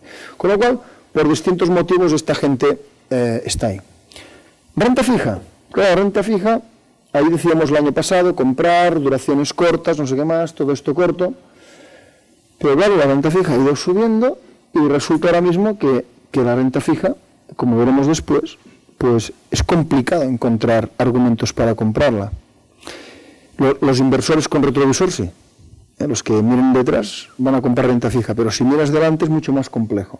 Es verdad que hay nichos de renta fija todavía rentables, o sea, hoy los especialistas de renta fija tienen una dificultad añadida porque ya no es que la categoría de activos suba, no, tienes que encontrar aquellas empresas que hay una disfunción especial y que con esta disfunción especial puedes ganar dinero aunque el mercado no lo haga. Pero claro, esto ya es más distinto que comprar renta fija y ganar dinero.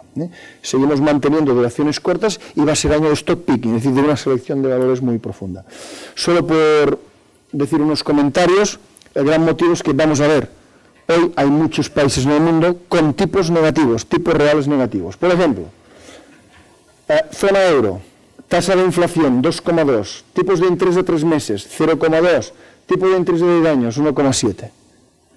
Por supuesto, Estados Unidos, Alemania, Gran Bretaña, tal, con lo cual, si compramos bonos a 10 años, ya sabemos que vamos a perder, no vamos a recuperar la inflación en 10 años. Es más, si los tipos suben, vamos a perder valor, con lo cual, no solo si lo mantenemos a vencimiento, perderemos en términos reales, sino que además, cuidado, que nos pueden dar un susto y puede haber caídas de precios importantes puntualmente. Mientras tengamos tipos reales negativos, no podemos recomendar comprar renta fija, salvo especialidades, ¿eh? Hay especialidades que sí pueden comprarse. Al final de los finales, con esto, el tema es el siguiente. Si comparamos una empresa, lo que paga por sus bonos y lo que paga por sus dividendos, a los mismos, ¿no? O a los bonistas o a los accionistas, una situación normal es que los bonos paguen más que los dividendos. O sea, situación normal, pagan un 3% de dividendo y un 5% sus bonistas. Situación normal, ¿eh? ¿Dónde estamos ahora? No es esta situación. Hay muchísimas empresas donde la rentabilidad de dividendo supera la del bono. Cuando esto sería un equilibrio. Hay años como los años 2000, que esto estaba girado al otro lado, eran años para cargar carteras y carteras de renta fija, pero ahí mismo esto se ha girado justamente al otro extremo y, salvo especialidades, evidentemente la renta variable ofrece mucho más atractivo que la renta fija. Retorno absoluto. Bueno, esto es aquello que les comentaba de un par de fondos estos que tenemos y que, claro, fíjense bien, en la renta variable nosotros no nos preocupamos mucho de las oscilaciones de corto plazo. Por ejemplo, aquella empresa que les comentaba, Dockwise, cotizaba 10, valía 20. Bueno, si hay unas torres gemelas y el mundo cae y se va de 10 a 8, o sea, pierde un 20%, ¿venderíamos? Hombre, no, miraríamos. ¿Cuánto vale Dockwise? ¿Sigue valiendo 20? Oye, pues la mantenemos. Pero claro, soportaríamos la caída de 10 a 8, ¿no? Esto es un enfoque. Pero hay muchísimo inversor que no está preparado para estas oscilaciones. Muchísimo inversor que las oscilaciones o bien le hacen sufrir, lo cual no puede ser que alguien sufra por su dinero, esto es, si alguien sufre por su dinero es que lo estamos haciendo todos mal, o sencillamente hay personas que cuando caen los mercados es que además actúan mal, es que venden. Hay personas que el año pasado con las bolsas de 31 de mayo cayendo fuertemente vendieron, o sea, las hay. Entonces, en renta variable puedes hacer muchas cosas, pero perder dinero no, ¿de acuerdo? Entonces, para este tipo de inversor está claro que nosotros tenemos que construir mecanismos que se preocupen primero de que no haya muchas oscilaciones. Es decir, si caen todo mucho y caen un 1% los mercados y demás, que se puede perder dinero, pero una cosa es perder un 3, un 4% y otra cosa es perder un 40%, ¿de acuerdo? Entonces, edificamos este tipo de modelos. Este tipo de modelos, además, que edificamos, claro, los construimos de una forma pensando lo siguiente. Claro, si hacemos esto, no vamos a ganar tanto dinero como los demás. Pero hacemos, bueno, que no perdamos mucho en años muy malos. ¿Cuál es lo máximo que estamos ganando? Nosotros ahí es una media de un 8%, ¿de acuerdo? Creemos que esto es bueno, ¿por qué? Porque está en un punto medio. O sea, ¿qué recomendamos a las personas que antes tenían depósitos? Claro, a lo mejor ir de depósitos a renta variable emergente es excesivo, ¿de acuerdo? Punto medio. Este punto medio estaría la renta fija. No es muy conveniente en estos momentos, ¿eh? Entonces, ¿qué tenemos que hacer? Bueno, alguien puede hacer fondos mixtos, una parte renta variable, una parte no, pero lo que queremos que es más conveniente retorno absoluto. Creemos además que aquí esto va a recibir muchos flujos de dinero, porque está en una parte media, ¿eh? Nosotros, de hecho, tenemos mucho trasvase de depósitos a retorno absoluto. Bueno, yo les voy a contar, ¿qué retorno absoluto? Esto es decir, mire, en los mercados pasan cosas, ineficiencias que decimos, que no deberían pasar, pero pasan, ¿vale? Nosotros aquí lo que hacemos con esto es capturamos estas ineficiencias, las analizamos a muchos años, etcétera, etcétera, vemos si son ciertas, el proceso de análisis, no me voy a extender aquí, no es el objetivo, es muy riguroso y largo, y al final actuamos. Y si de verdad hay una ineficiencia y si de verdad la capturamos, podemos sacar rentabilidades en entornos de mercado muy malos. Nosotros tenemos 17 de estas ineficiencias trabajando, 17, analizadas como mínimo 25 años, muy documentadas, etcétera, etcétera.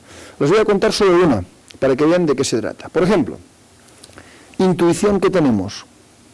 La gran masa de inversores va a destiempo. Compra las cosas o vende las cosas a destiempo. Tenemos un modelo que esta intuición la analizamos a muchos años y vemos si es cierto o no es cierto. Y es un modelo muy sencillo. analizamos qué hacen los inversores. ¿Compran fondos de renta variable o fondos de renta fija? ¿Qué están haciendo? Analizamos estos flujos. Y en base a este análisis, tomamos una decisión de inversión. Es decir, analizamos este flujo de dinero. Aquí no se trata de mirar si los mercados están baratos o no. Esto es para ganar lo máximo posible. Aquí no estamos ganando lo máximo posible, sino reduciendo el riesgo y ahí yendo a este 8%. Entonces, decimos, ¿qué podemos hacer? ¿Cómo invertimos? Y les voy a contar este de aquí. ¿Ven? Este de aquí, este gráfico de aquí, es muy sencillo de interpretar, aunque pueda parecer complejo. Al final, abajo, lo que ponemos es las entradas o salidas de dinero en fondos de renta variable. Cero, este es el cero. De aquí para aquí quiere decir que entran dinero en los fondos de renta variable. De aquí para aquí quiere decir que sale. Entonces, analizamos qué ocurre. Y en función de lo que ocurra, nos vamos aquí arriba, les voy a decir esta línea turquesa, y en función de lo que ocurra, invertimos más o menos en renta variable. Con lo cual, se trata de ver qué hace la gente y si es verdad que van a destiempo aprovecharnos de este fenómeno. Por ejemplo, hoy en día, ¿qué estamos haciendo? Estamos aquí. Hoy en día hay entradas moderadas de dinero. Si hay entradas moderadas de dinero, invertimos bastante en renta variable, que es la situación que tenemos. ¿De acuerdo? ¿Qué pasaba el año pasado? Había salidas de dinero. Pues con salidas de dinero todavía invertimos más. ¿Vale? El año pasado. Luego, ¿qué hacemos aquí? Imagínense que los inversores se vuelven locos y dentro de 3 años todo el mundo empieza a comprar mucha renta variable y nos situamos aquí. Si ahora estamos aquí y todo el mundo empezara a comprar mucha renta variable, nosotros disminuiríamos la exposición, incluso nos podríamos poner a la baja. Esto es un ejemplo de estos 17 que tenemos trabajando. Ahora bien, sea este ejemplo, lo que sí es verdad es que si es retorno absoluto, hemos dicho que el retorno absoluto tiene que proteger el capital en casos adversos.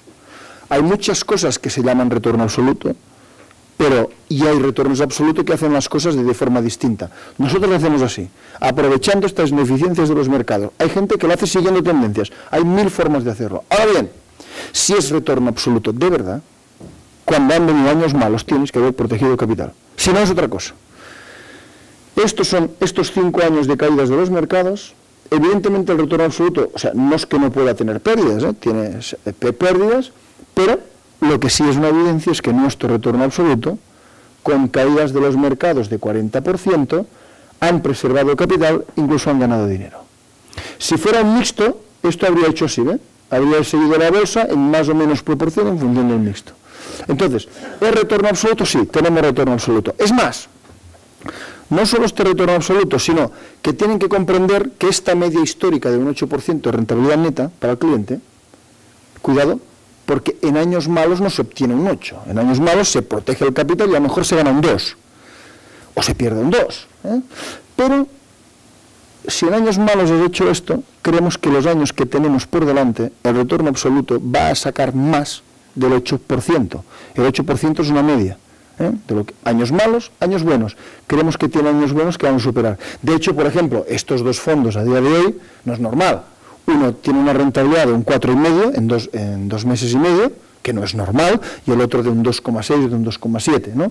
Pero creemos que esto va a seguir. Con lo cual, retorno absoluto, por favor, aquella parte de inversores que quieran ustedes más tranquila, piensen en esto y solo inviertan en retorno absoluto que haya demostrado que lo es en los años malos, porque si no, tendrá un nombre, pero será cualquier otra cosa.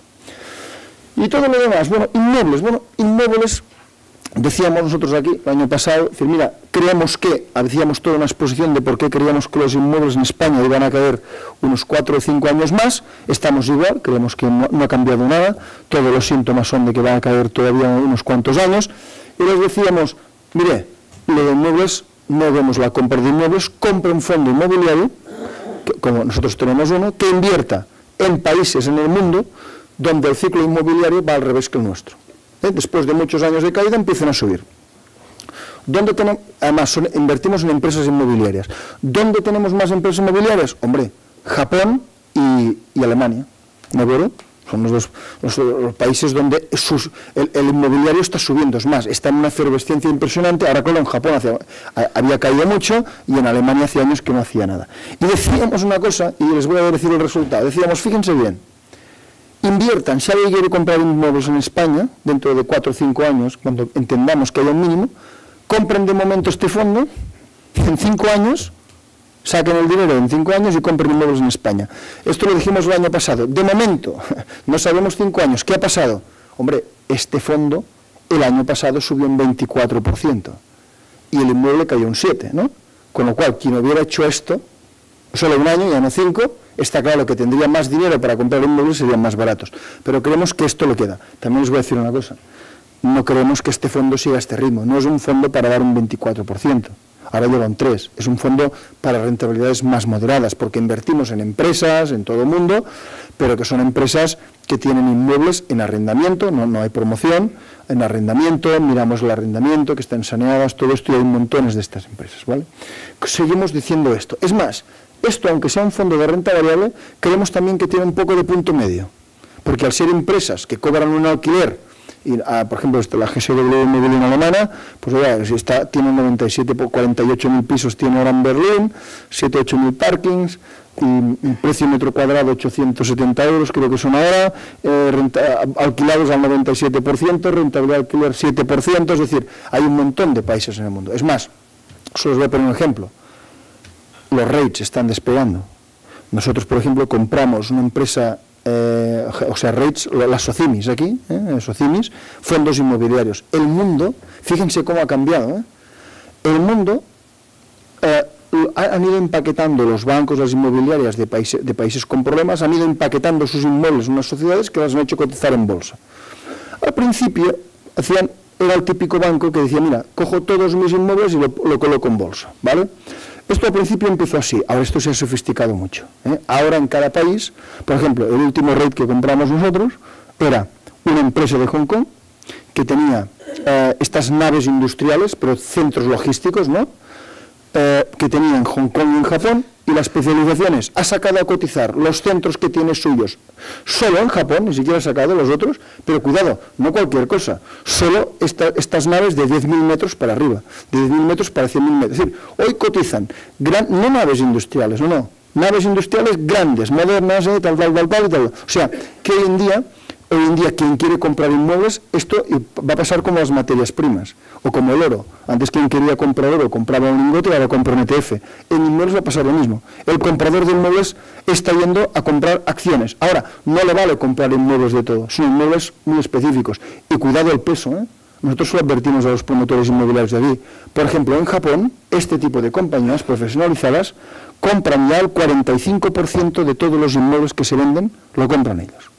O sea que los promotores inmobiliarios aquí dentro de unos años va a pasar algo muy similar, va a tardar un poco más, pero se van a encontrar que no van a vender ya mucha gente, no. Cuidado que van a tener unos compradores poderosos que a lo mejor hacen la mitad de las compras, a ver a qué margen les venden, ¿de acuerdo? Porque está claro que son grandes, ¿no? Ahí estamos igual. Decíamos, no mantener en la cartera otros instrumentos de capital, acciones o instrumentos de capital de bancos domésticos españoles, estamos igual. El euro se mantendrá, no volverá en dracma, peseta ni lira. El año pasado hacíamos un discurso porque esto estaba más candente, decimos lo mismo, ya no hace falta hacer el discurso. Fíjense lo que decíamos el año pasado, y ahora lo decimos, mantener activos directos, no intermediados, o sea que no estén en el balance de ningún banco. Fondos, bonos, acciones, lo decíamos y lo seguimos diciendo porque evidentemente el nivel de seguridad es muchísimo más alto. Vender oro burbuja, ahora hablaremos un poco de esto, y adquirir divisas baratas. Decir que hay muchas divisas baratas contra el euro, tenemos muchos dólares, libras, coronas suecas, dólar de Hong Kong, hemos añadido yenes, ahora estamos comprando yenes después de la caída que ha tenido en los últimos 2 o 3 meses. Y cuidado, evitar divisas caras, franco suizo, dólar australiano, etcétera, etcétera. Entonces, yendo un momento solo al tema del oro, bueno, el oro había caído un poquito, estamos a nada, aquí, decir, el oro, es una burbuja, va a caer fuertemente, creemos que será de 1.500 y pico, que está a 1.800, es verdad que había estado en 1.900, o sea, ya ha caído, hace un año, más de un año y medio, estaba muy por encima de donde está ahora, pero el tema del oro continúa siendo lo mismo. Punto número 1, el oro se extrae en cada año entre 2.500 y 2.700 toneladas al año. Cada año hay más oro en el mundo. ¿Por qué? Porque se extrae.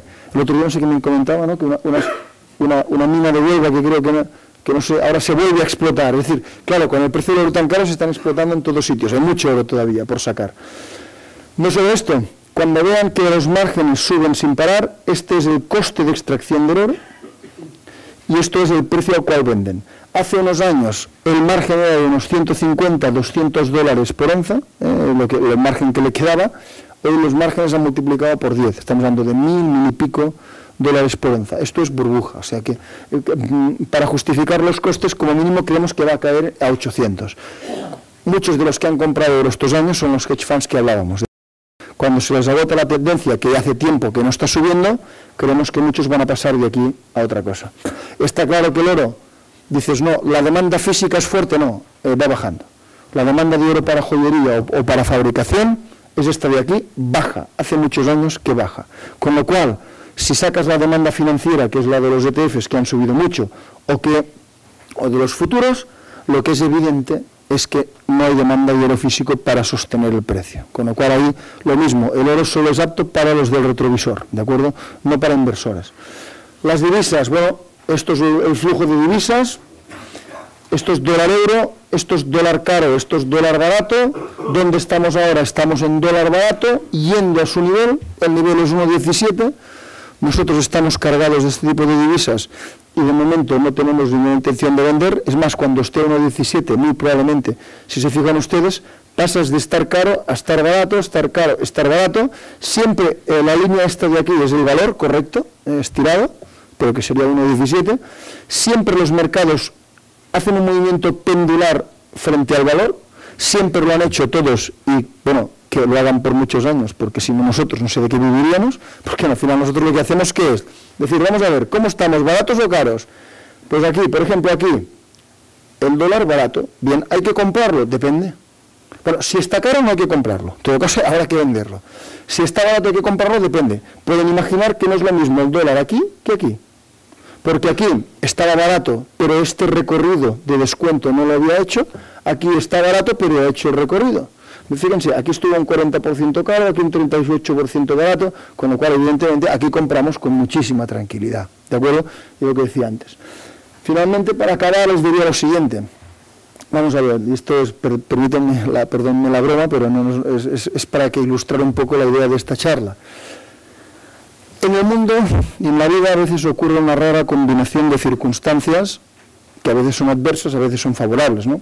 Ponemos aquí la que fue llamada la tormenta perfecta de Estados Unidos en octubre del 91, que, bueno, la llamaron así los servicios meteorológicos, dicen, es algo, una combinación de fenómenos que se da cada 25 años, ¿no?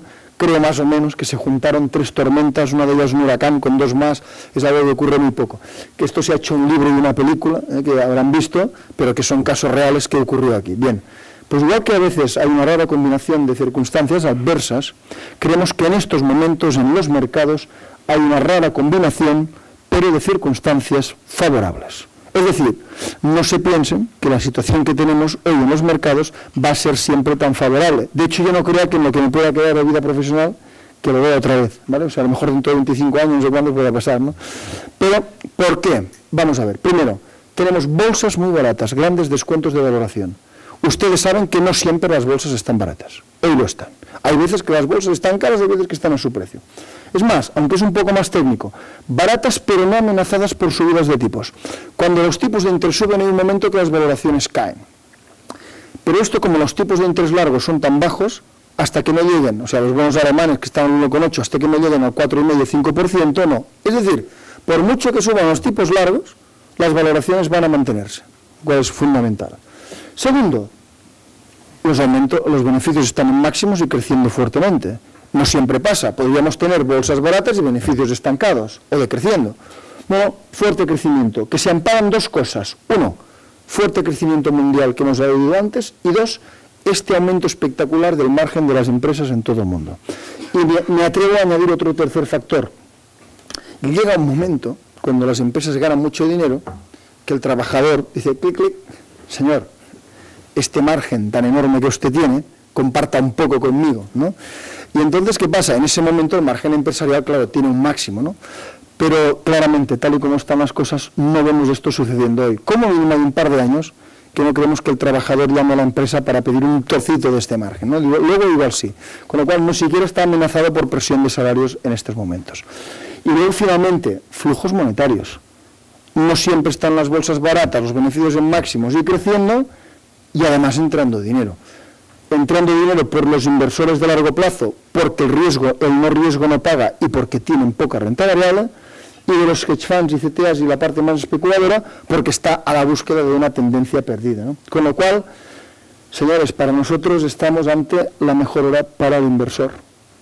El rentista que quiere seguir viendo las cosas desde el punto de vista de rentista, pues va a tener un problema y va a tener que entrar en finanzas o entrar ahí para tener rendimiento. Si no, pues en términos reales no va a ganar dinero. Pero es más doloroso no ganar dinero en términos reales cuando en el mismo momento tienes una excelente oportunidad de inversión a tu lado que no aprovechas. Entonces, un poquito, esta es bueno, un poquito así más resumido el resumen de lo que les pretendíamos contar hoy. ¿De acuerdo? Muchas gracias.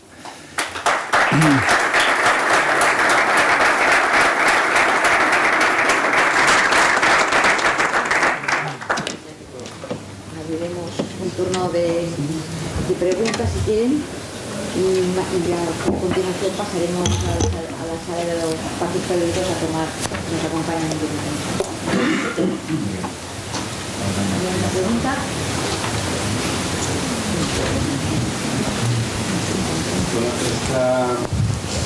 Esta disparidad entre la evolución inmobiliaria. Bueno, yo estoy interesado en el tema inmobiliario, sí. Esta disparidad que hay entre la evolución a nivel mundial y la evolución nacional. Yo tengo un fondo Global Property Horizon de, bueno, podría tener de ustedes, simplemente que invierte globalmente, pero me interesa sobre todo saber la evolución, eso que ha dicho ha sido un poco genérico, cómo va a evolucionar el tema inmobiliario en España. Sí, y vamos a ver, muy buena la pregunta, me aprecio mucho la pregunta, le voy a comentar lo siguiente. Bueno, nosotros no somos expertos, yo por lo menos en tema inmobiliario, ¿no? Ahora, le voy a decir lo que sí más o menos sé. Punto número 1. Estamos lejos del final de la caída por un motivo. Si analizamos las caídas inmobiliarias en el mundo, que ha habido muchísimas, el tema es que normalmente se comportan como una mancha de aceite. Es decir, primero sube el centro, entendiendo por centro grandes ciudades, y en la subida, y luego sube la periferia, o sea, todo lo alrededor, o sea, se va ampliando. Esto no es subida. En la caída, cae el centro y cae la periferia. Llega un momento que marca el final, cuando el centro, grandes ciudades, empiezan a subir y la periferia todavía sigue cayendo. Esto te marca un poco el final. ¿Cuál es la realidad hoy? Que centro y periferia cae igual. O sea, no he llevado los datos aquí, pero las caídas, por ejemplo, de las viviendas en Barcelona ciudad, en Madrid ciudad y en España en su conjunto son muy parecidas, no hay diferencias. Ustedes me pueden decir, no, en el barrio, de no, yo hablo a nivel de toda la ciudad. Con lo cual, esto lo que nos hace pensar es que estamos muy lejos todavía de esto. Hay otro tema. Las caídas inmobiliarias duran en función, o sea, de la inflación. Es decir, lo va a entender fácilmente. Si un mercado inmobiliario se ha ido un 30% los precios arriba y la inflación es de un 3%, ¿de acuerdo? Puedes tardar 10 años en corregirlo. 3 por 10. Si la inflación es de un 10, puedes tardar 3 años. La anterior que tuvimos del 93-94, primero, no fue tan grande, y segundo, los tipos ya eran altos y las inflaciones ya eran altas, con lo cual se tenía que corregir antes. Pero ahora, ¿cuál es la inflación que tenemos? Es muy baja, lo cual quiere decir que a priori nos vamos a unos cuantos años más. Haciendo este análisis de las inflaciones, nos vamos a que como mínimo le quedan 4 años de caídas de precios, ¿vale? A partir de ahora. Pero claro, estos 4 años hemos hecho la media de las múltiples crisis inmobiliarias que vienen en el mundo. Pero claro, luego está cómo actúas, porque depende de cómo actúes puede durar menos y depende de cómo actúes puede durar más. Entonces, ¿cómo hemos actuado aquí? Pues mire, mal. Vamos a ver, en toda crisis inmobiliaria se sabe que hay como un vademecum. Ha habido tantas crisis inmobiliarias en el mundo que más o menos se sabe lo que hay que hacer. La pastilla que hay que darle al enfermo, ¿vale? ¿Qué sabemos? Sabemos que una de las cosas esenciales es capitalizar a los bancos enseguida. Las crisis inmobiliarias que ha habido en el mundo, que han capitalizado los bancos rápidamente, han sido más cortas. Y las crisis inmobiliarias que ha habido en el mundo, que han tardado años a capitalizar los bancos, han sido más largas. Con lo cual, siendo el origen el mismo, tú puedes tener una crisis de 5 años o de 15. ¿De acuerdo? ¿Qué hemos hecho nosotros? Bueno, ¿qué ha hecho Estados Unidos? ¿Qué hemos hecho nosotros? No sé si lo han visto. Obama ha salido reelegido en medio de una catacumbe, o sea, de una crisis inmobiliaria. ¿Esto es normal? No. ¿Por qué Obama ha salido reelegido? Porque en el año 2008 hicieron los deberes. Capitalizaron los bancos casi en un fin de semana. Miren, en Estados Unidos dijeron a los bancos, enseñen ustedes la situación real que tienen. Los bancos decían, bueno, lo mismo que aquí. Hombre, no porque, no sé, tenemos subprime que no sabemos cuánto vale. Valía 100, pero ahora no hay mercado, no sabemos si vale 5, 10. Lo mismo que dicen los bancos aquí con los solares, por ejemplo, ¿vale? Y Estados Unidos dijeron, ¿cómo? Esto es dinero público, ya le digo yo cuánto vale. ¿Sabe cuánto vale el subprime? 0. Si luego lo recuperamos ya lo encontraremos, 0. O sea, no me venga con estas excusas. Analizaron el agujero de los bancos. Pusieron capital público, que por cierto han recuperado en más de un 80% ya. O sea, el Estado no va a perder dinero. O sea, es una cosa muy curiosa esto, ¿eh? No sé si así me voy de la pregunta. Pero ¿sabe quién está de acuerdo en no capitalizar los bancos? Son los dos colectivos, el de indignados y los banqueros. ¿Vale? Es más, yo pienso a veces que si el movimiento de indignados no existiera, los banqueros lo propagarían, porque están de acuerdo, ahora, por motivos muy distintos. Mientras el banquero no está obligado a enseñar el agujero, el banquero sigue en su cargo, ¿de acuerdo? En el caso americano, ¿qué ocurrió? Señores, enseñan el agujero, al final lo enseñaron. Está claro, hay un agujero, señores banqueros, váyanse, se fueron. Pusieron el capital público, en Estados Unidos, país liberal. Ese capital público pusieron a una gerencia especialista en reestructuración, la pusieron. Esta gerencia ahora ya la están cambiando. Ahora han cambiado a gerencias para crecimiento del banco. Y hoy, si ustedes van hoy a Nueva York, verán a los Citigroups de turno, este tipo de bancos, dando otra vez financiaciones agresivas de las hipotecas y financiando si alguien compra un inmueble el 100%. ¿De acuerdo? ¿Por qué? Los han capitalizado, los han saneado. Luego la economía vuelve a circular. Claro, si esto... perdón, pero si analizamos la Reserva Federal, lo que dijo hace escasas semanas, pidió prácticamente perdón a la ciudadanía americana por haber reaccionado tarde. Dicen, mire, la crisis inmobiliaria empezó en 2007 y no la arreglamos hasta 2008. Un año, pidiendo perdón. Claro, ¿cuál es nuestra situación? Primero, hasta hace pocos meses, yo cuando estaba aquí el mes de marzo del año pasado, se negaba que los bancos necesitaran capital. Se estaba negando. Desde el origen se ha negado. Luego, a la presión de los mercados se ha hecho capital. Ahora hemos visto que se han capitalizado, pero de forma insuficiente. Entonces, al ritmo, fíjense, vamos a ver, si no capitalizamos los bancos no va a haber crédito, no va a haber nada, no se va a financiar el sector inmobiliario, no va a haber nada. Entonces, el tema es, al ritmo que vamos, a mí me gustaría decir que seguramente lo resolveremos antes que la media que nos tocaría, que son 4 años más, pero sinceramente, de momento yo creo que vamos a más largo. Y me gustaría escuchar de todos los gobiernos, porque esto no es un tema político, porque nadie, yo creo que lo ha hecho bien, me gustaría escuchar disculpas por no haber actuado rápidamente como se hizo en Estados Unidos. Mire, al final, yo creo que lo más grave de aquí, o sea, la burbuja inmobiliaria habría que haberla visto y previsto, sin duda alguna, pero si no la has previsto y no la has visto, como mínimo, cuando ya sabes lo que está pasando, actúa rápido. Lo que más cuesta de explicar es la actuación lenta que en general ha habido en todo el país. Es inexplicable, Nosotros nos llaman de fuera y digo, bueno, sí que sé por qué pasa, todos sabemos, al final estamos hablando de una transferencia de poder, etcétera, etcétera, pero cuesta explicar. Entonces, desgraciadamente yo creo que hay para unos 4 años más de caída de los inmuebles y que cuidado, que podrían ser más o menos en función de lo que hagamos. Yo espero que en algún momento se corrija, se capitalicen a los bancos más y entonces esto será más corto. Pero si no, será más largo. Ahora, cuidado, estamos mejor ahora que hace un año, porque hace un año se negaba que necesitaran capital, como mínimo ahora se han puesto 40 y pico mil millones. O sea, esto es mejor de lo que estábamos. Ahora, la situación de la banca, nosotros la denunciábamos ya en aquel momento, y mucho antes, muchísimo antes que en aquel momento. Entonces estoy contento porque el mercado al final ha reaccionado, pero no suficientemente. Con lo cual, yo creo que aquí los inmuebles les queda todavía un tiempo. No nos engañemos. España es un país fantástico para comprar inmuebles cuando llegue el momento. Fantástico. por localización, por clima, por lo que queramos. Pero tenemos que preguntarnos cuándo será este momento. Vamos a ver, nosotros hemos hablado con fondos de inversión que quieren comprar aquí de estos extranjeros inmuebles. A ver, primero, se quejan de que la calidad de los inmuebles que le están ofreciendo los bancos es mala, en general. O sea, algunos de ellos va a pasar un bulldozer, o sea, esto no nos engañemos, o sea, es más barato que mantenerlos.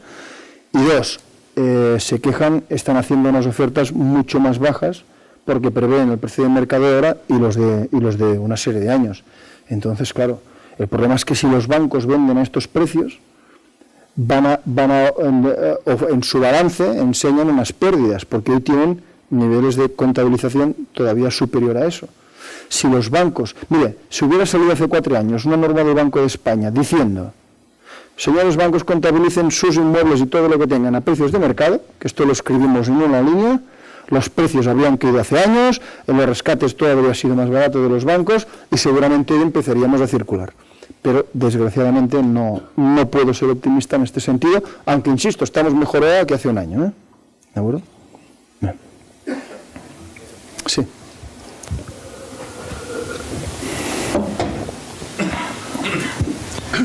Buenas tardes.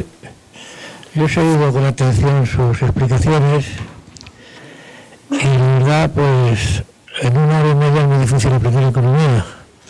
Yo soy un manzanato funcional, yo compro caro y vendo barato. Nunca acierto. Pero la intervención me está refiriendo con las inversiones y con el futuro. ¿Sí? Yo sé que en España hay miedo a hablar claro. Usted mismo, que lo ha hecho muy bien. Pero cuando ha empezado a hablar de los bancos, los ha puesto en una positiva, y de todos los bancos que había ahí, solamente había 2 que habían recibido ayuda. Concretamente Bankia y el Banco de Valencia. Yo estoy cansado porque yo soy banquero. Me considero banquero en cuanto que tengo acciones de otros bancos, soy banquero, soy propietario de un tornillo, pero soy banquero. Estoy cansado que se me acuse de que soy un sinvergüenza.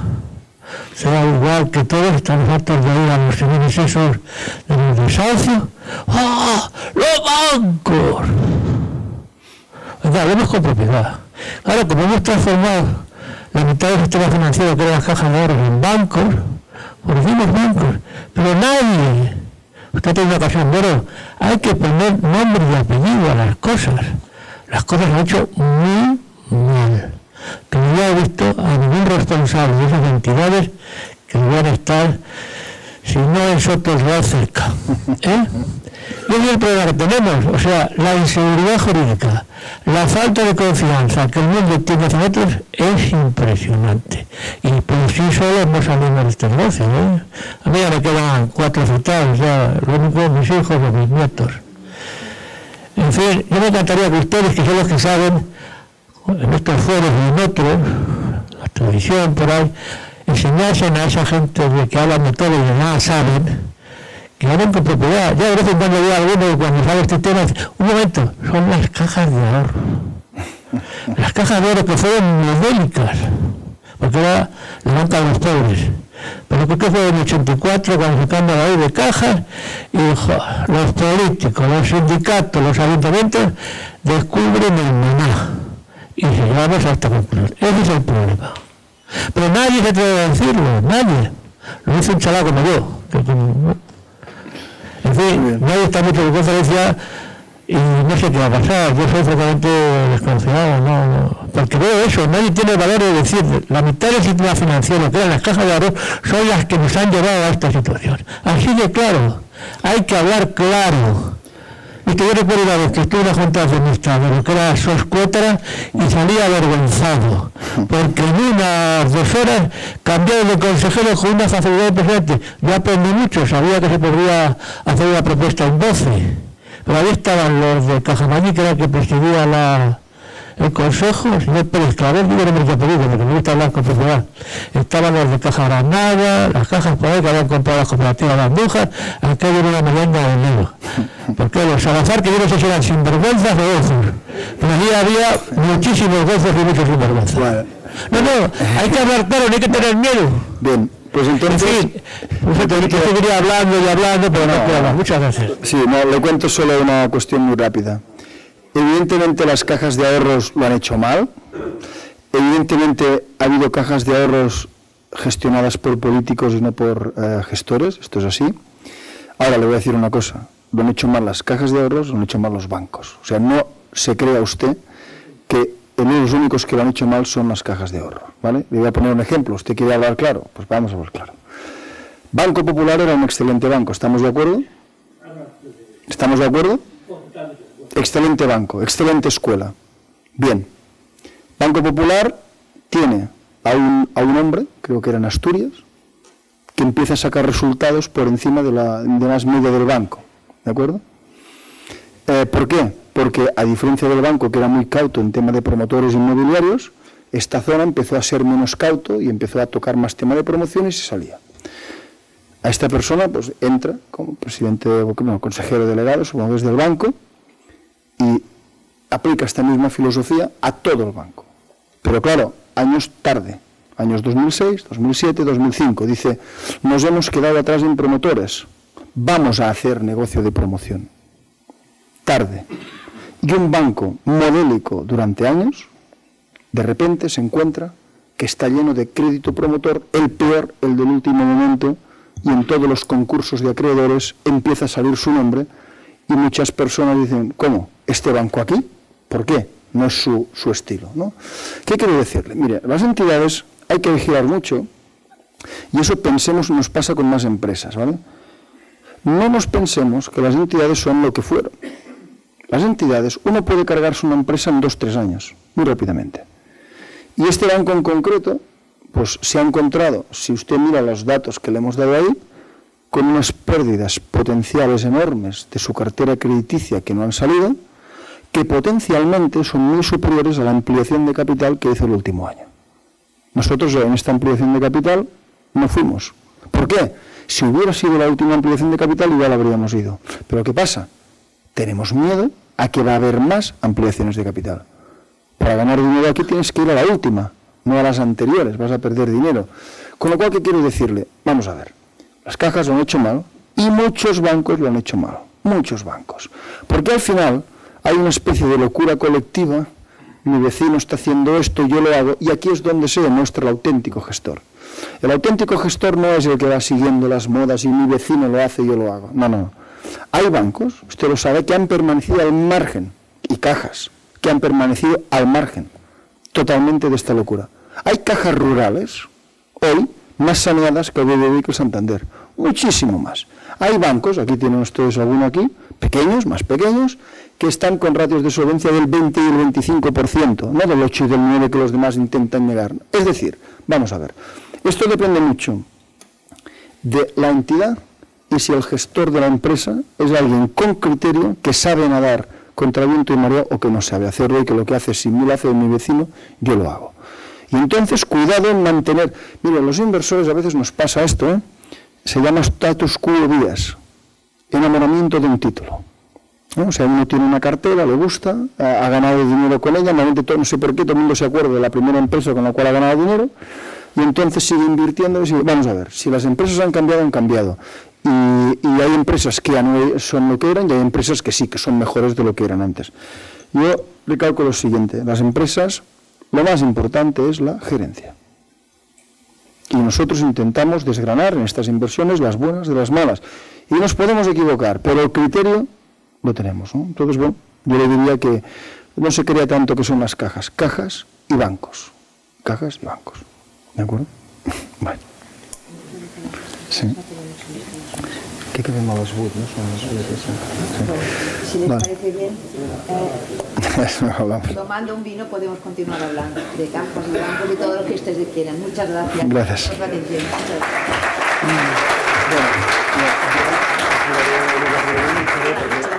Máximo